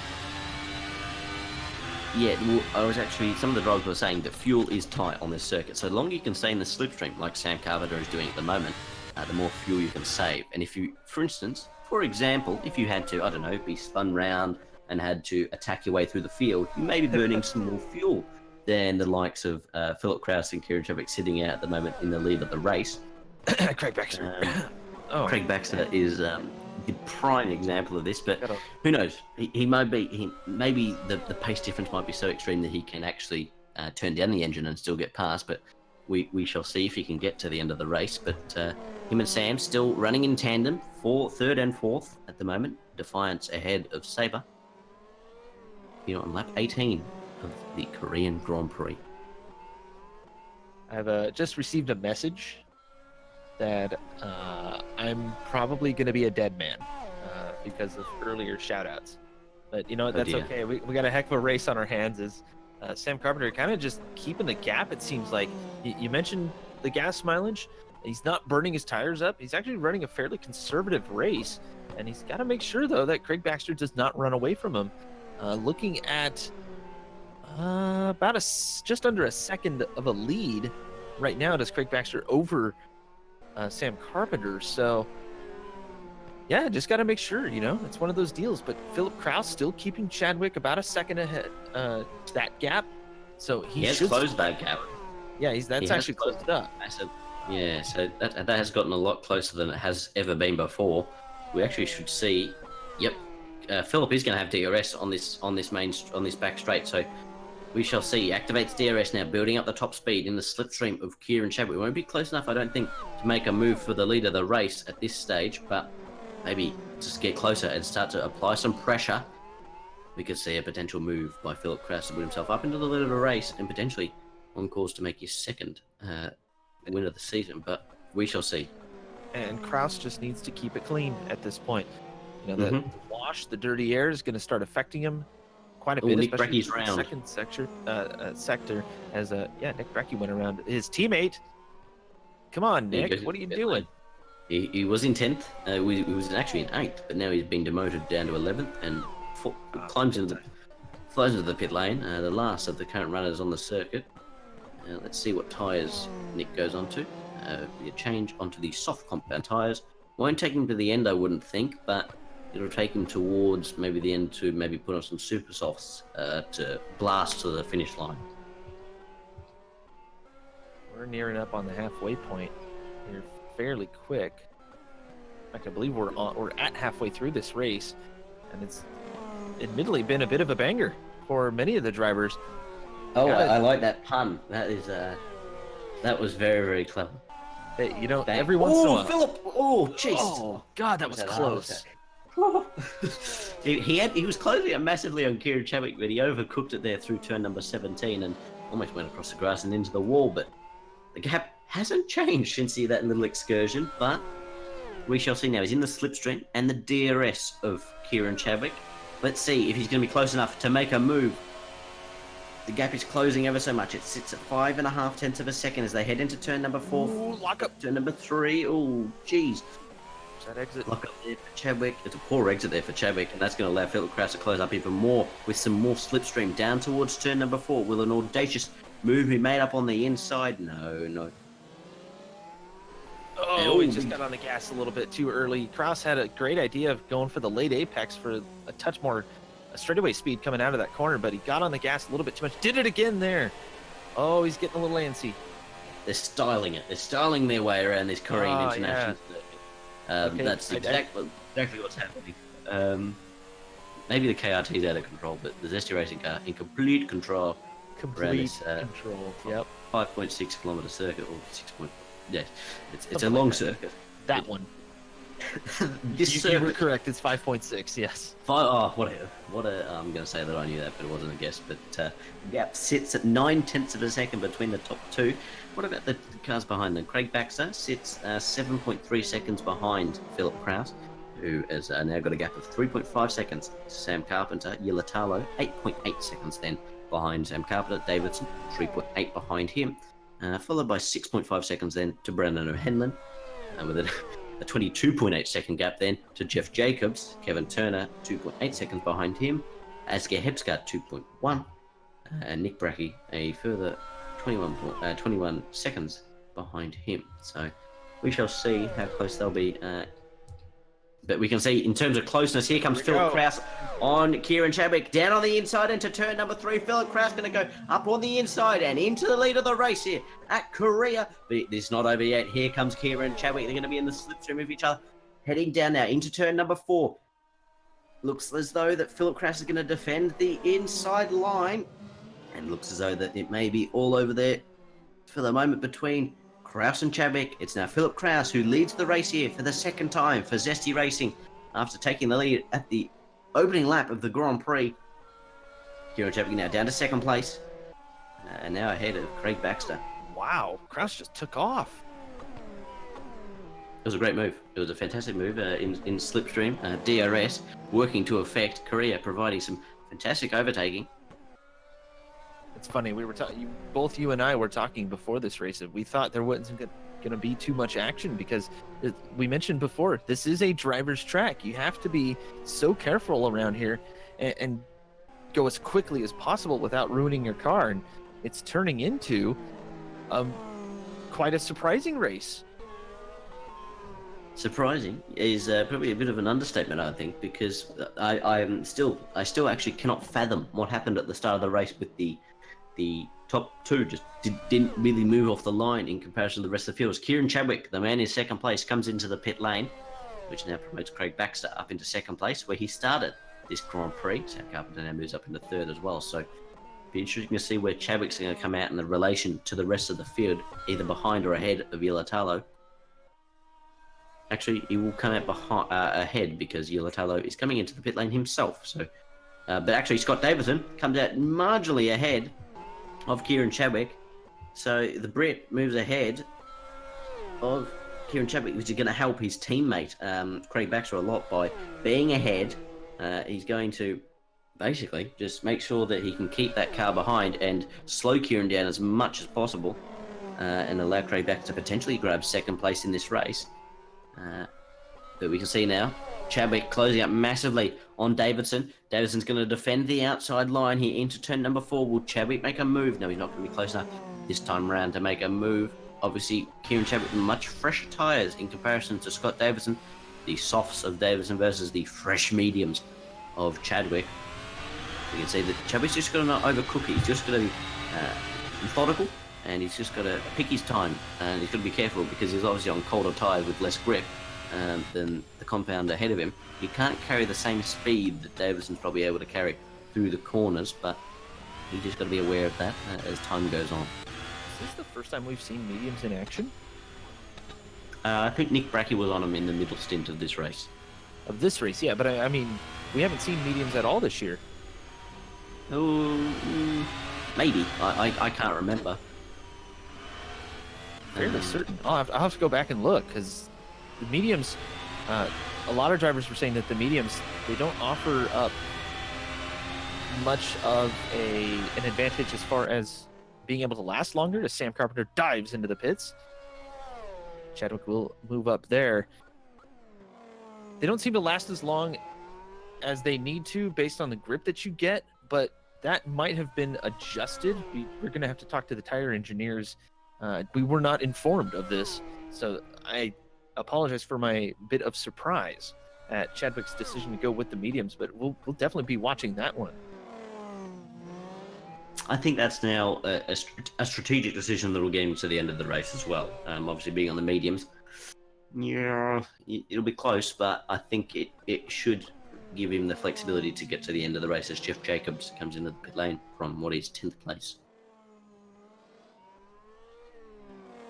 The field is kind of spread out a little bit. Scott Davison still around Tommy Yilatalo. Kind of lurking, not really attacking too hard yet, but he'll be wanting to just for the extra points. Brandon O'Hanlon all alone. You know, I usually comment on cars' liveries. That S2 Racing livery is fantastic. Whatever font they used for the S2 part of that is excellent. Very, very Williams-esque in the BMW era. But yeah, Brandon O'Hanlon sitting 5th place, a fantastic showing for him. Looking back at his results, he's had a little bit of a rough season. The top 2 are in the pit lane. Oh, here we go. As Sam Carpenter is going to join them as well. So the top 3 are in the pit lane. Be interesting to see now where Craig Baxter is going to come out ahead. Wait, that'll relegate Chadwick to the lead here on mediums. Yep, where's Philip Kraus in relation to the rest of the field? Yep. Oh, here we Chadwick go. Has pulled off the undercut, and he is now out into the lead of this race. Kieran Chadwick takes back control here at Korea, KRT's home race, but it's Philip Kraus on a set of soft tyres hunting down Kieran Chadwick on a set of mediums. So we shall see if that is the pit stop's done for Philip Kraus, or if there's something else he's got to do. Craig Baxter comes out in 3rd place, and Sam Carpenter in 4th, I believe, on a set of mediums himself. Yes, he is. So, hang on. 15 laps? Yes, sorry, I was going to say 6th and 5th are very, very close on circuit. They're heading down the back straight now. Scott Davison's going to go to the inside on Tommy Yilatalo. Down on the inside, super soft versus medium tyres, and that's going to be Scott Davison ahead. Ooh, bit of light contact there, pushes Yilatalo wide, but now it is Scott Davison up into 5th place in this Grand Prix. Has pitted for the 2nd time alongside people ahead of him. So at the moment, an outright pace is Chadwick ahead of Kraus, ahead of Baxter, ahead of Carpenter, and ahead of Davidson to complete the top 5. So Davison and Yilatalo had a little bit of contact there coming out of turn 3. And I'm kind of wondering if that was a little bit of lag more than anything, because it wasn't a major contact. It was enough to scare Tommy, but Scott Davison probably thought that he was clear, and it probably looked like it in his mirror. So he went out to the outside and took the normal racing line. For anybody wondering, that would be deemed a racing incident. There was no penalty there. I think so, yeah. Obviously, at some point, you've got to give up on actually making the move, and we knew that Scott was well and truly up on the inside, and I think Yilatalo was just holding on to some faint hope that he could potentially hold on, but unfortunately, with those compound of tyres being so much softer and so much faster and so much newer than Yilatalo, there's no choice but to give up the fight, and that now promotes Davidson up to 5th as we head on lap number 25 of 38 here at the Korean Grand Prix. 13 laps to go. The race is shaping up to be quite interesting here at the front, as Kraus sitting on fresher softs, and Kieran Chadwick on the slightly more used mediums. This will definitely show the test of driver skill and ability to save those tires, as Chadwick has to keep that gap that he's got right now. We look at the time sheet, right about a second, 1.3 seconds, and I think that's DRS range. One second will get him into DRS. So if Straight he can close 1 up, second, okay. yeah, if he can close up here through these final couple of corners, and then heading obviously onto the main and on the back straight after turn number 2, he should be close enough to make a move and close up with DRS. Obviously, Chadwick on a set of mediums, most likely will be going to the end. Kraus, I'm not sure if he can go to the end on those set of softs. We weren't sure how long they've lasted in comparison to a lot of other people, but the gap is it's almost 1 second. It is now. It's within a second. They went across, I believe they went across the DRS detection point there, separated by less than a second. So we shall see. Philip Kraus out. The gap is 9/10 of a second. Go past the DRS activation detection point. Deactivating DRS now as he heads down towards turn 3. He's going to use DRS to close up slightly, as we can see Craig Baxter there in the distance. He'll be closing up as well over time. We'll see what he's doing in terms of lap time. Craig Baxter on the previous lap did a 1 minute 37.3, the fastest lap of the race, in comparison to Philip Kraus's 1 minute 37.8. So what's that? That's 5/10 of half a second faster than Philip Kraus. So Craig Baxter, he's closing up. The win is not off the cards yet for Craig Baxter. Yeah, but Craig's going to have to keep this one tidy. hopefully he's pushed the early race shenanigans out of his mind and is able to keep this one going. As is my microphone picking up my brother revving our truck's engine? That was great timing. Yeah, that's fantastic timing right there. Get me fired up.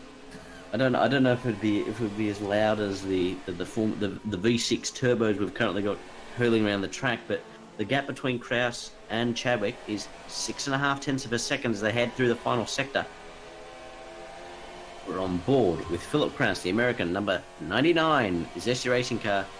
He's closing up ever so much on Kieran Chadwick. Will he be close enough to make a move on this lap, or will the DRS allow him to get closer for a move later on in this Grand Prix? Lap 27 of 38 here at the Korean International Circuit. The gap is 4 tenths of a second as Philip activates DRS. He'll be closing ever so much. Slipstream plus DRS. Maximum gain possible. He's going to go to the inside now. Down on the inside into turn number 3. It's a picture book. Perfect maneuver. The exact same move he made to take the lead a couple of laps ago. It's now Philip Kraus back up into the lead here at Korea, but is Kieran Chadwick going to have another look? Potentially up on a move on the inside? No, he thinks better of it. And I think that is very smart there from the Brit to think about, okay, we need to think about the championship at this point. We're taking points off Craig Baxter, but it would be better to have take some more points off Craig by winning, but you've got to think about the long picture here. Yeah, I mean, you do. Yes, that's true, but that points differential between a first and third and a second and third has got to be super important. So I wonder if Kieran's just going to wait this one out a little bit, work the DRS, work the slipstream a little bit, and maybe reel in Kraus, just keep him within sight towards the end of the race as those soft tires start falling off for Kraus. Well, if Kraus and Baxter can't go to the end on these softs, and Chadwick can go to the end on these mediums, well, that will pretty much confirm the win for Kieran Chadwick. Obviously, because of how much time they'll lose in the pit lane, as the gap between Baxter and Chadwick sits at 3 seconds. Sam Carpenter 12 seconds behind them. So Sam here really has struggled in the latter stages of this Grand Prix.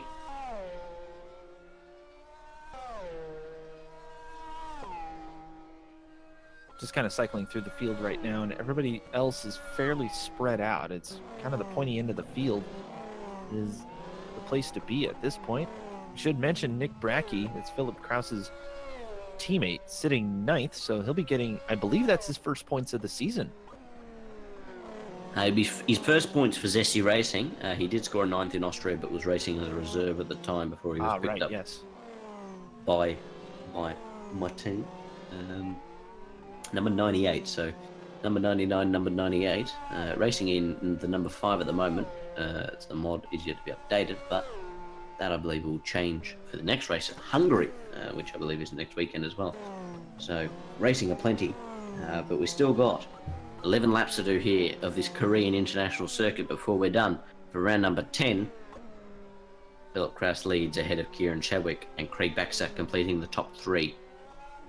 Kraus, who qualified 3rd, has jumped the both of them. Obviously, he did that at the start as well, with a fantastic start. It would be interesting to see if it was anywhere near a jump start, but I'm very much doubtful of that, considering just how much the top 2 got swamped by the rest of the field, with Craig Baxter and Kieran Chadwick just completely missing the start, what it really seemed like. It's sort of a unique issue for both the front row to not go, basically, for half a second. It'll be interesting to see what happens towards the end of this race, if Kraus can hold on and if Baxter can potentially gain some more points as well.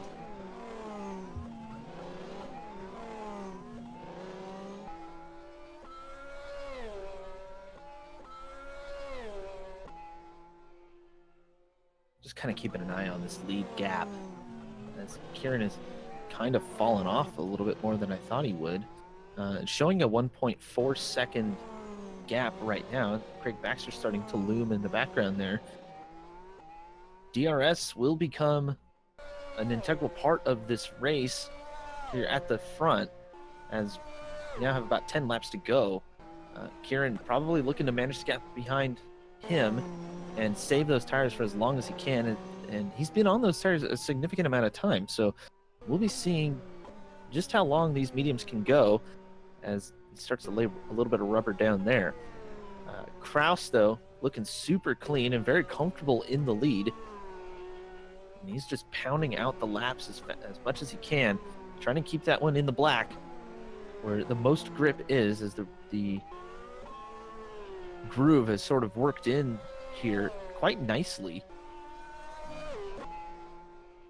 Craig Baxter also keeping things super clean.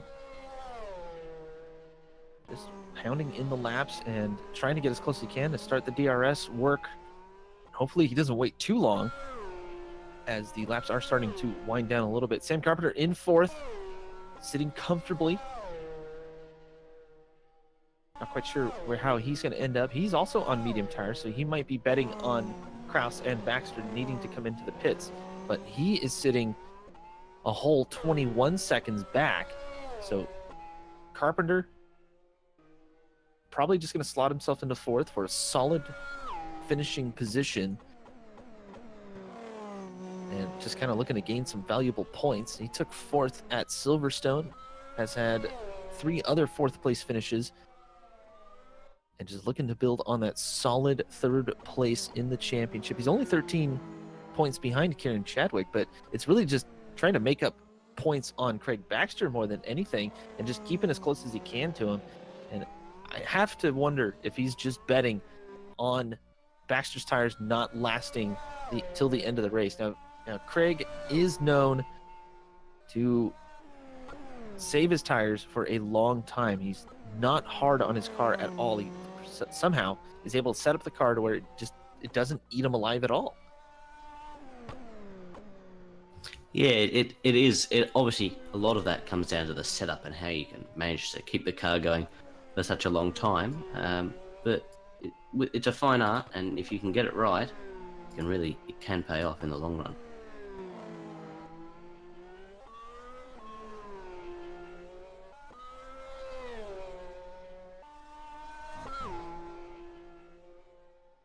It looks like Craig Baxter is starting to close up a little bit. Could just be a little bit of an illusion, as he's actually, well, now he's within a second after that corner. So Chadwick he's gonna have to turn it up a little bit, I think. He might be just trying to save a little bit of fuel as much as he can. That is the exact point that I was about to raise, was what is Craig Baxter's fuel looking like with him obviously pushing throughout the field and throughout this race. Is it in the best shape that it can be? Probably not, honestly. Baxter had to make that huge push through pretty much the whole field after the tangle with Kenyon we saw earlier. Man, I'm honestly not quite sure. We could potentially go on board and maybe get an idea.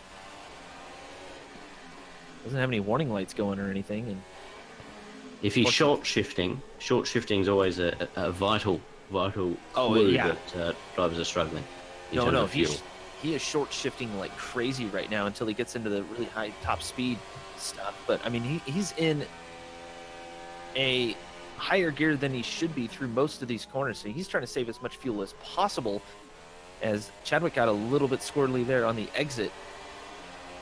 Yeah, both of them getting a little bit antsy, knowing that these are valuable points, trying to move forward as much as they can. And of course, these two are going to race.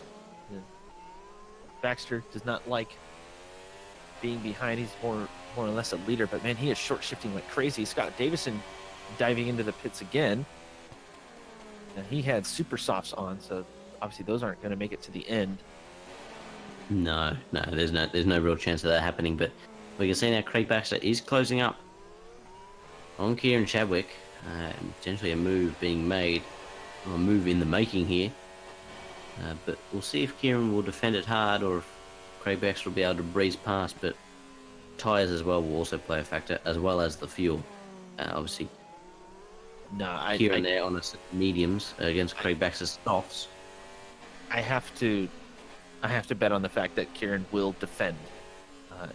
Don't know how those mediums are holding up. Obviously, he's getting a touch squirrely on the rear end, so maybe the setup just wanting to get through the center of these corners is even Craig Baxter's starting to run a little bit wide. I think he's trying to save his tires as much as he can, unless he's starting to get the wash up at Chadwick, as he's starting to close up quite closely.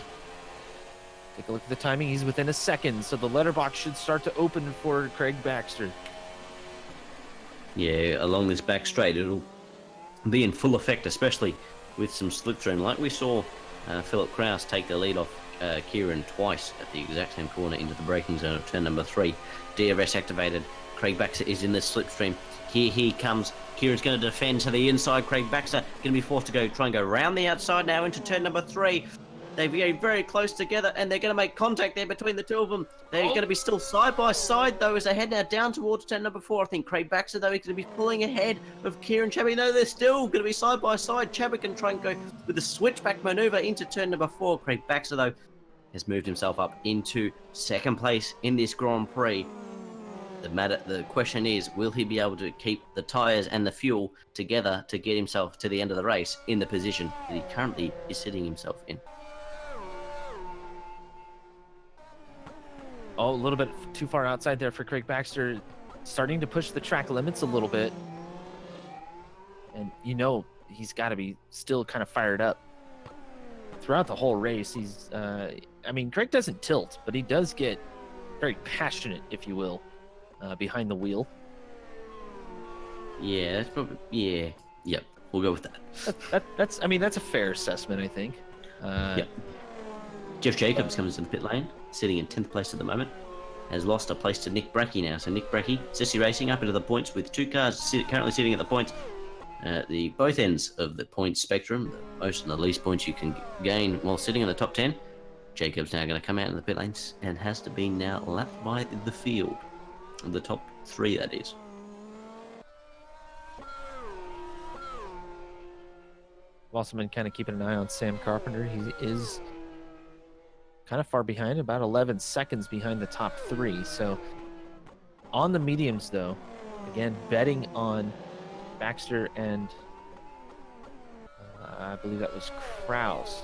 No, Kraus is on the mediums as well. No, Kraus is on the soft. So I think Carpenter is more or less just betting on his mediums lasting longer than the softs will. But we're coming up on, 5 laps to go.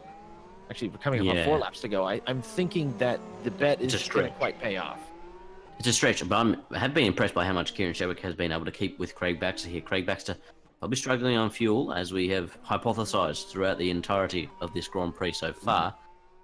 But we shall see if he can keep the car on the circuit and keep the car running with the fuel dwindling. I would like to mention Scott Davison just went purple at 36.7. Ooh, okay. Yeah. A ways away behind. How close is he to Tommy Ilatalo?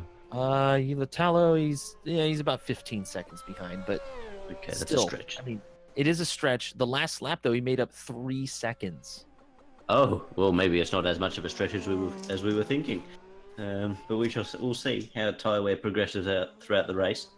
But we start lap 35 of this Korean Grand Prix. Craig Baxter sitting in second place behind the leader, Philip Kraus, by 4.4 seconds. And Craig Baxter is currently sitting a second ahead of Kieran Chadwick, who sits in third at the moment. Hopefully we'll have DRS to be able to close up on the Scottish driver. You can see no DRS this time around for Kieran Chadwick as they head braking for turn number 3. Kieran Chadwick's just got to keep the car together, because I think nature and fuel will play its part here. I'm just not 100% convinced that Craig Baxter has saved enough fuel. He's had to play a fairly aggressive game here throughout the course of the previous 34 laps of this Grand Prix to get him into the place that he was when he started the race. And with all this going on for second and third, Philip Kraus has opened up a 4-second lead. Now, he is also on those softs. Not quite sure how his tire wear is doing, but he's not squirrely at all. He has kept it neat and tidy and has not had the fuel issues that Baxter has had. So I got a feeling Kraus has positioned himself quite nicely for the end of this race, as we have 3 laps to go now. Yeah, we're approaching the 3 laps remaining mark.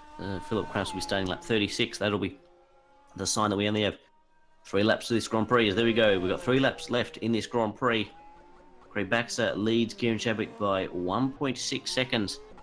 The battle for second place. The gap ahead for Craig Baxter, 4 or so seconds to Philip Kraus leading the race. Chadwick. Oh yes, where is came he? Out of the last corner super slow. Not quite sure what happened there, but he has fallen off.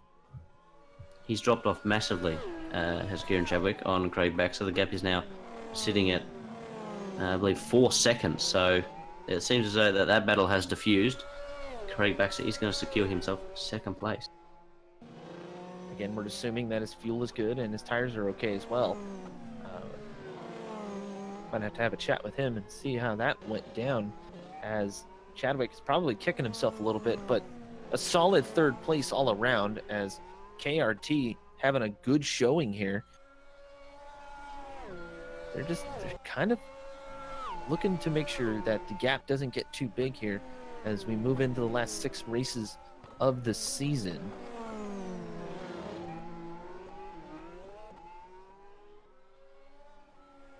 And admittedly, a little bit surprised at the racing that Korea has brought us. The IRL versions of this race have been, I wouldn't say tedious affairs, but lots of speed, of course, and stuff happening to drivers kind of solo-like, but not a lot of racing usually happens here. This version of this race, though, apparently lends itself well to simulation racing, as the driver's much more brave to try something a little bit different than a real F1 driver would try. I have a feeling this one might be littered with some penalties and reviews. And yeah, drivers are definitely going to have some input on this track indeed. They already have had quite a bit of input, but Korea offering up a different challenge than every other track that we've been at so far, and every track that we're going to for the rest of the season. The only other long track I can think of that's left that would offer up a definite driver's perspective sort of centric feel would be Coda in a couple of weeks. Oh yes, that one's a little bit polarizing. Personally, one of my favorite tracks actually to race at, simply because of that second sector. You just come flying through the S turns, and it's beautiful. I love it. That's my take on it, though. Some of these guys. It's very fast. It's very fast indeed. Our broadcaster absolutely hates that track for good reason. Honestly, yeah. Endurance racing woes, I think. Oh, endurance racing at Kota is certainly a challenge, but Philip Kraus is now going around the final couple of corners to start the final lap of this Korean Grand Prix. The 38th and final lap of the race. Craig Baxter is 3 seconds behind as they cross the start-finish line. It looks as though that it is Philip Kraus's to lose here in the dying stages of this Grand Prix.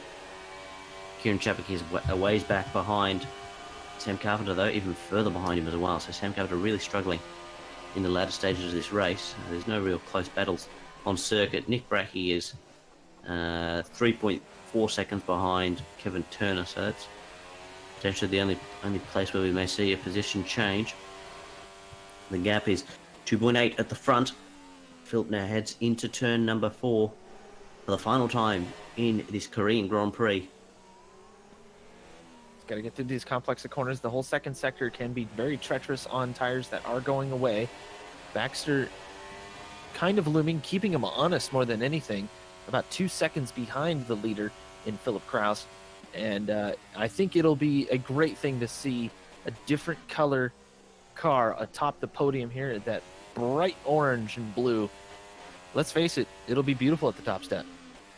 I think it's the best colour to have on the top step of the podium. It was all set up with a fantastic start from Philip Kraus to jump the front row as they headed into turn one, and he took the lead and took control of this Grand Prix right from the get-go in the early stages of this race. He's going to come around the final couple of corners now. It's going to be Philip Kraus's second win of the season. He wins in Turkey. He's going to come around the final corner now, and he's going to win the Korean Grand Prix. A fantastic, fantastic race for Zesty Racing. Craig Baxter, after a horrendous race to start off with, comes home for a fantastic second place. Kieran Chadwick comes home for third. The pole man in Korea in KRT's home race will be happy with that. Sam Carpenter now going to come around the final couple of corners now, and he's going to come home for a fourth place finish just off the podium, but he should be happy considering he was racing basically with vibrations pretty much the entire race. Tommy Ilatalo, he's coming through the final sector. He's very, very far behind Sam Carpenter, but he's going to come through now for fifth place to complete the top five.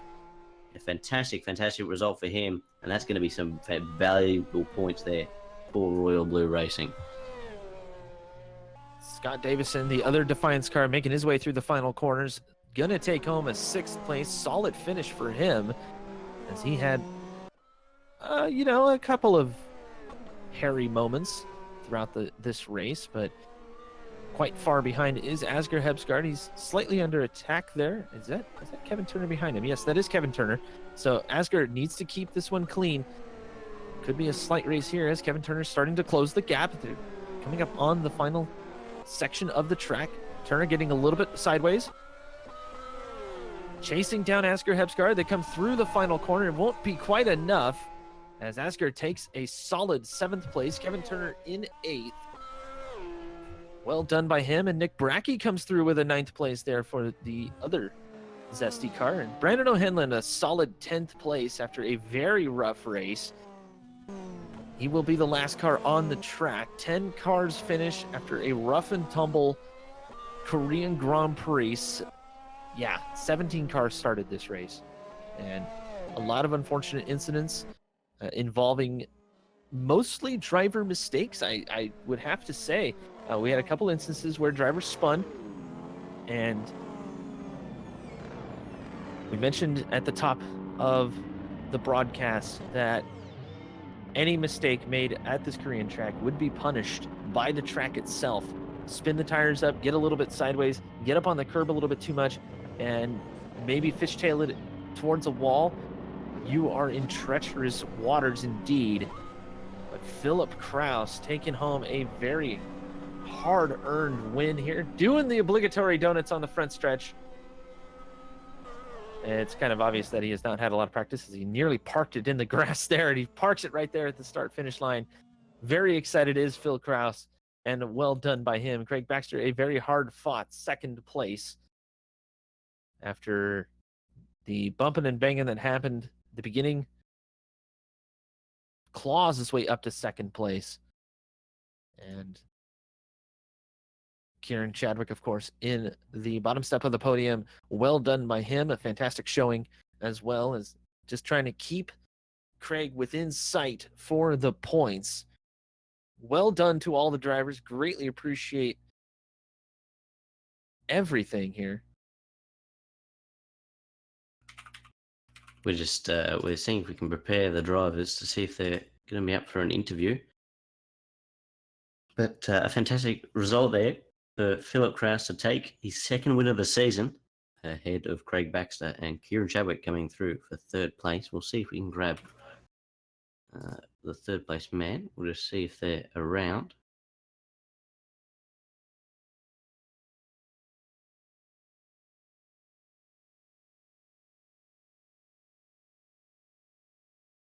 See Craig in the voice chat.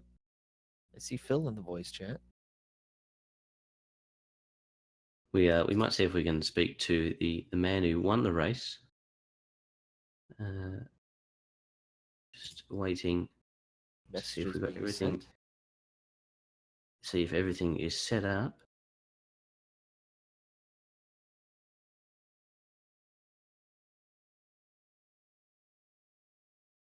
I think there might be a little bit of celebration happening more than anything right now. I think Phil probably just wants to spray the dang champagne. Darn it. Hard fought race all around by everyone. So it was not an easy one for anybody. Even Phil, Mr. Krause himself, he had to plan. He had to make sure he had enough gas. He had to make sure he had enough tire to get to the end of the race, as Craig was starting to kind of catch up to him there towards the end. But I think that's more Phil Krause just making sure that he made it to the end in one piece, as the Korean track could come up to bite him if he made any sort of mistake. So a fantastic job there by Philip Krause for the checkers. As we are trying to line up the drivers for an interview.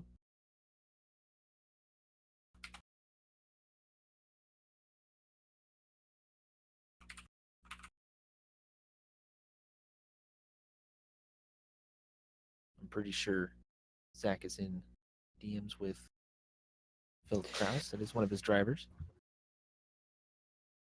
Rightio. We're going to fetch Kieran Chadwick, the third place man in the race. See if he's ready to go. Should be ready to go. I saw him pop into the chat there. Yep, there he goes. Kieran, are you here? Hello. Well, Kieran, a good third place. Obviously, started on pole, but you and Craig seem to have had a fairly poor getaway. What happened there at the start of the race? So I had launch control held in, and when I let go, when the lights went, it stayed in neutral.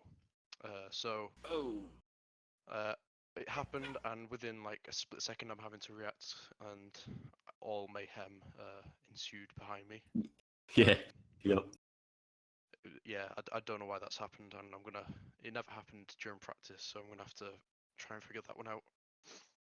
Well, you weren't the only one. I think Craig as well had a fairly poor getaway, and Philip seemed to have a blinder and jumped you both as well as some of the other cars, some of the Sabres, and I think Geordie as well. So the front row didn't seem to get a fairly good getaway. But in terms of, we'll move to the other end of the race towards the end of the race. You were obviously on the mediums, and Craig and Philip were on the softs.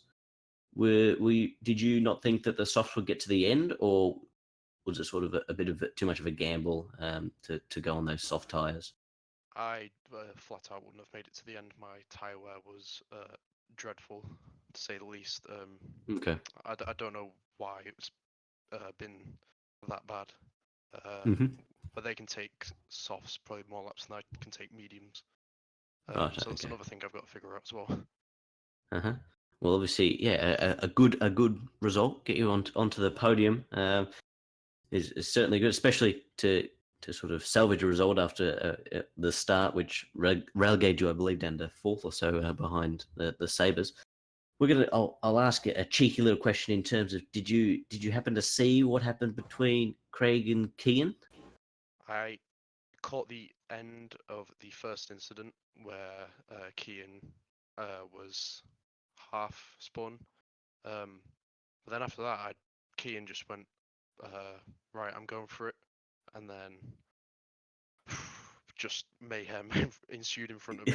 I didn't know which Sabre was in front of me after that, because I wasn't actually sure which Sabre was hitting Craig. Well, it was a bit confused. It was incredible the fact that Key managed to hit both Defiance cars within about a second of each other. But moving on from Korea to Hungary next week, how do you feel heading towards the Hungaro ring? Well, if today's anything to go by, I'm not very hopeful.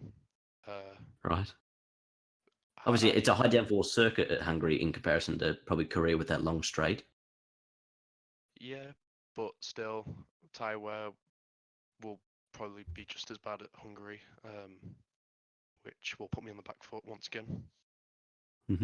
Well, we'll see you in Hungary. Congratulations on your third place.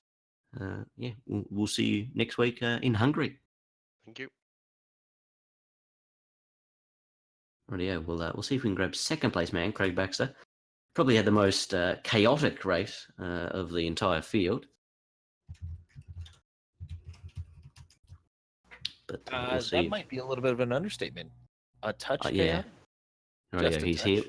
We'll grab him. Craig, you here? Yes, I am. Well, a chaotic race to say the very least. You asked for an interesting race.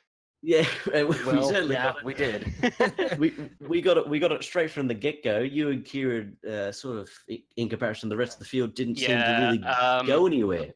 Yeah, what happened with that is I must be something with the track. What happened was it went 4 red lights. It did the normal countdown, and then when it made the noise to go, but a 5th red light came on. So Right. Keaton didn't move, so I'm like, okay, because I've jumped the start before, like a few seasons ago, and I don't want to make that mistake again. So I didn't go, and then Keaton didn't go, and then all of a sudden I'm like, it processed me that the noise happened, so I like floored it, and then I think I lost like 3 positions, but I managed to make one back the next corner, so that wasn't as bad as Keaton. Yeah. Well, Kieran said that he let go of launch control, and the car was still in neutral. Oh. So he had to switch up into first gear and pull away manually. But we'll move a couple of corners later to probably the most controversial moment in the race. What can you guide us through in your perspective? What happened there between yourself and Kenyon? I think it was into turn number 4 and 5. Well, first of all, as I say, I got a run on him down towards, is it 3, I think, and I was going to go around the outside, outbroke him, left him room on the inside. We then fired up towards 4. He was ahead, and then like people broke early. There's loads of space on the inside, so I brake much later. I felt like I had a significant portion alongside. I haven't watched the back, so I can't say. And then from my point of view, he just turned in, and then obviously he went sideways, and then we got sort of tangled, got out of it, and then next corner, all of a sudden, he's like 2 cars lengths back, and he tries to dive. Like if I didn't move from the apex, I was probably going to get flipped. Like that, he retaliated, and that's something I never.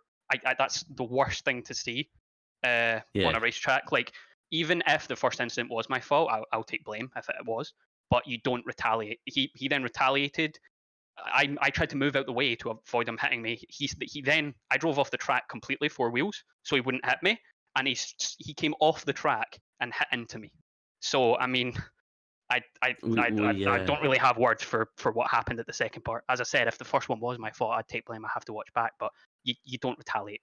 That's you just don't do that. We saw that he was able to hit both you and your teammate Scott within the space of about a second of each other. So I didn't see him hit Scott. I think you may have just tagged him as Scott was going by when you were both backwards around the circuit. But obviously, then you fought through the field. Curtis and I were quite worried that you were going to run out of fuel. Obviously, in terms of the rest, wasn't even close. Wasn't even close. Well, there we go. Wasn't even close. Well, the worst part was the damage. I mean, I had literally dark blue on every part of the car. I had diffuser damage, the left rear suspension, like every suspension damage, the entire body. To be honest, I'm surprised. I had worse damage in this race than I did in Australia, but it's just Australia. I had super bent steering, so it affected me more in Australia. But yeah, I don't understand how I was even able to get that close at all. Like everyone seemed pretty slow today.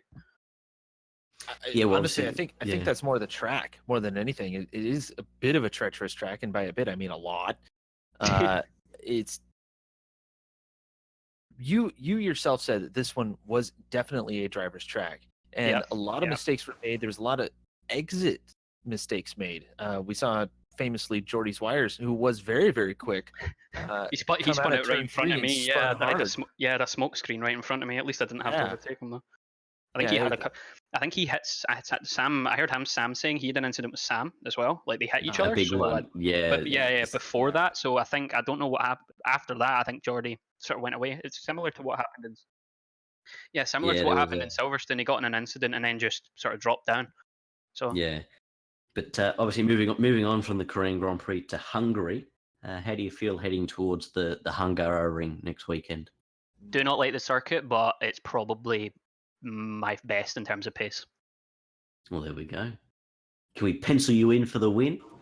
Barring any mess ups in qualifying, I mean, depending on the tire situation, because obviously I think IRL they're doing like a step. They're going like super medium, or no, it'll be ultra soft medium or something they're doing. But I think we won't Potentially, do yeah. the step, yeah. So need to see what the tire situation first, but I should be quick there. I always am. So There you go. Well, congratulations on the recovery to P2. We'll see you next week in Hungary. goodbye. There we go. Craig Baxter, P2.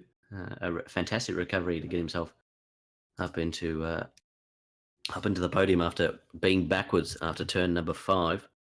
We'll see if we can grab the winner of the race. Philip Kraus. Oh, yep, he's ready. Looks like he's ready. We'll move him in here. Philip, are you here?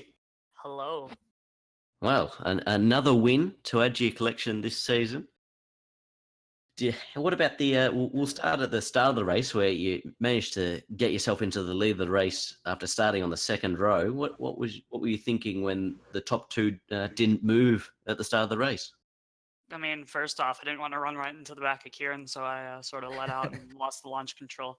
And I had to go to Yep. the right side. And yeah, it was a bit scary because I wasn't sure where Craig was because with the way how we were so close on the grid, I couldn't see his car at all. So I just had to sort of assume, yeah, I hope he's not there. Because I And then didn't in see him in terms any of of- my mirrors and didn't see him anywhere. So Okay, yeah, and then in terms of the strategy that played out sort of progressing throughout the race, how did you feel the tyre wear went, especially through those sweeping corners that sort of put a lot of load into the tyres as well? I don't know. I feel like I had pretty bad tire wear that race. I'd say if it was 2 laps longer, Craig probably would have got me because I hit the cliff in the final few corners of the last lap. Okay. Geez, well, I guess it's lucky that you managed to hold on. And Craig was saying that it wasn't, well, for him, it wasn't close in terms of fuel. Did you have enough fuel comfortably to get to the end? Oh yeah, I had plenty. I had about a lap's worth at the end of the race, Oh, and there I you go. was saving too much, to be honest. And obviously, the win, you score the maximum amount of points that anyone can score in the Grand Prix. That now allows you to close up a little bit in the championship. Do you think that you can start putting an assault on maybe one of the positions in the top 3 in particular? I think the highest I'll probably get is up to Sam in third. If Kieran keeps on having his little dip in form he's had recently, then maybe there's a chance at second, but there's no way I'm touching Craig. He's been quicker week in and week out. I've just lucked into this one with his incident, and Turkey, I think he had something wrong with his setup. Mm-hmm. Yeah, well, I can't quite remember. We've had a few races since then, and Le Mans as well. Wiped my brain, but heading to Hungary, how do you feel heading towards the Hungary circuit, the Hungaroring? Yeah, hopefully I can build off this. No promises, but I'm hoping for a good result. Well, congratulations on the win, 25 points, and another win to add to your collection alongside your Turkey Grand Prix win. We'll see you in Hungary. Dankeschön. Well, there we go. Philip Kraus, the winner of today's race, finished the Korean Grand Prix in the fastest time, 38 laps, and it was a sensational race, Curtis, filled with emotion, controversy, and battles aplenty. And apparently there was a flip. We did get a flip in the race, but We had a flip. yeah, we had a flip. Wasn't on the stream, but it did happen. So unfortunately, that flip did score about a 7, maybe an 8. He did not go over a fence, the prerequisite for a perfect. Oh, So, well, it's he did land on disappointing. his wheels. Landed on his form. wheels, kept going. Nobody kept going. So, He kept going, well. we'll give him the Rallycross award. Poor form. He's got what, 6 or so races to improve on that score. Towards the end of the season. Need a large improvement on the flip score. But yeah, no, honestly, lots of emotion, lots of drama. We were expecting a little bit more of a straightforward race. And we It were flat very out wrong. didn't happen. Lots of things went wrong right there at the front, and honestly, I didn't know that the track had kind of messed up in the start lights. So somebody was a little bit anxious on the button, letting the drivers go there right at the start. Yeah, it was it'll be something that I think they'll look at, but they'll move on to Hungary now. The Hungaroring, Magyar Nagydíj. It's it's a very quick circuit. Not probably also is fairly intensive in terms of dirty air, but I guess we shall see next week when we go live again for another race of this season, round number 11 of the championship. Yeah. Hungaroring, always a fun track to watch. It does challenge drivers. There's a lot of sweeping corners and things. So I'm actually looking forward to it. A little bit of a different track than we've seen so far. And it's, if I remember correctly, there's a lot of elevation changes. I could be confusing with the Red Bull Ring. Oh no, there's a fair amount of elevation change. Yeah. And a lot of high speed, sort of street circuity almost corners. They basically they call Hungary Monaco without the barriers. So people will actually fairly take a correct. risk. Take a risk, yep. We'll see some returning drivers: Evan Rice, Tino Nälkäräinen, who'll be back from his 18th birthday party, hopefully by the end of next week. He's going to be celebrating for a week. The Finnish way. But what I'd just like to say, well done to all the drivers. We expected a straightforward race, but we also expected a lot of incidences. Yeah, we had 7 drivers get knocked out, but a lot of that was from a driver error, straight mistakes happening. So, all in all, very interesting race.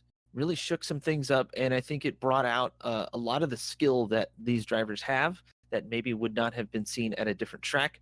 So overall, good race all around, and I just want to personally thank everyone for joining us.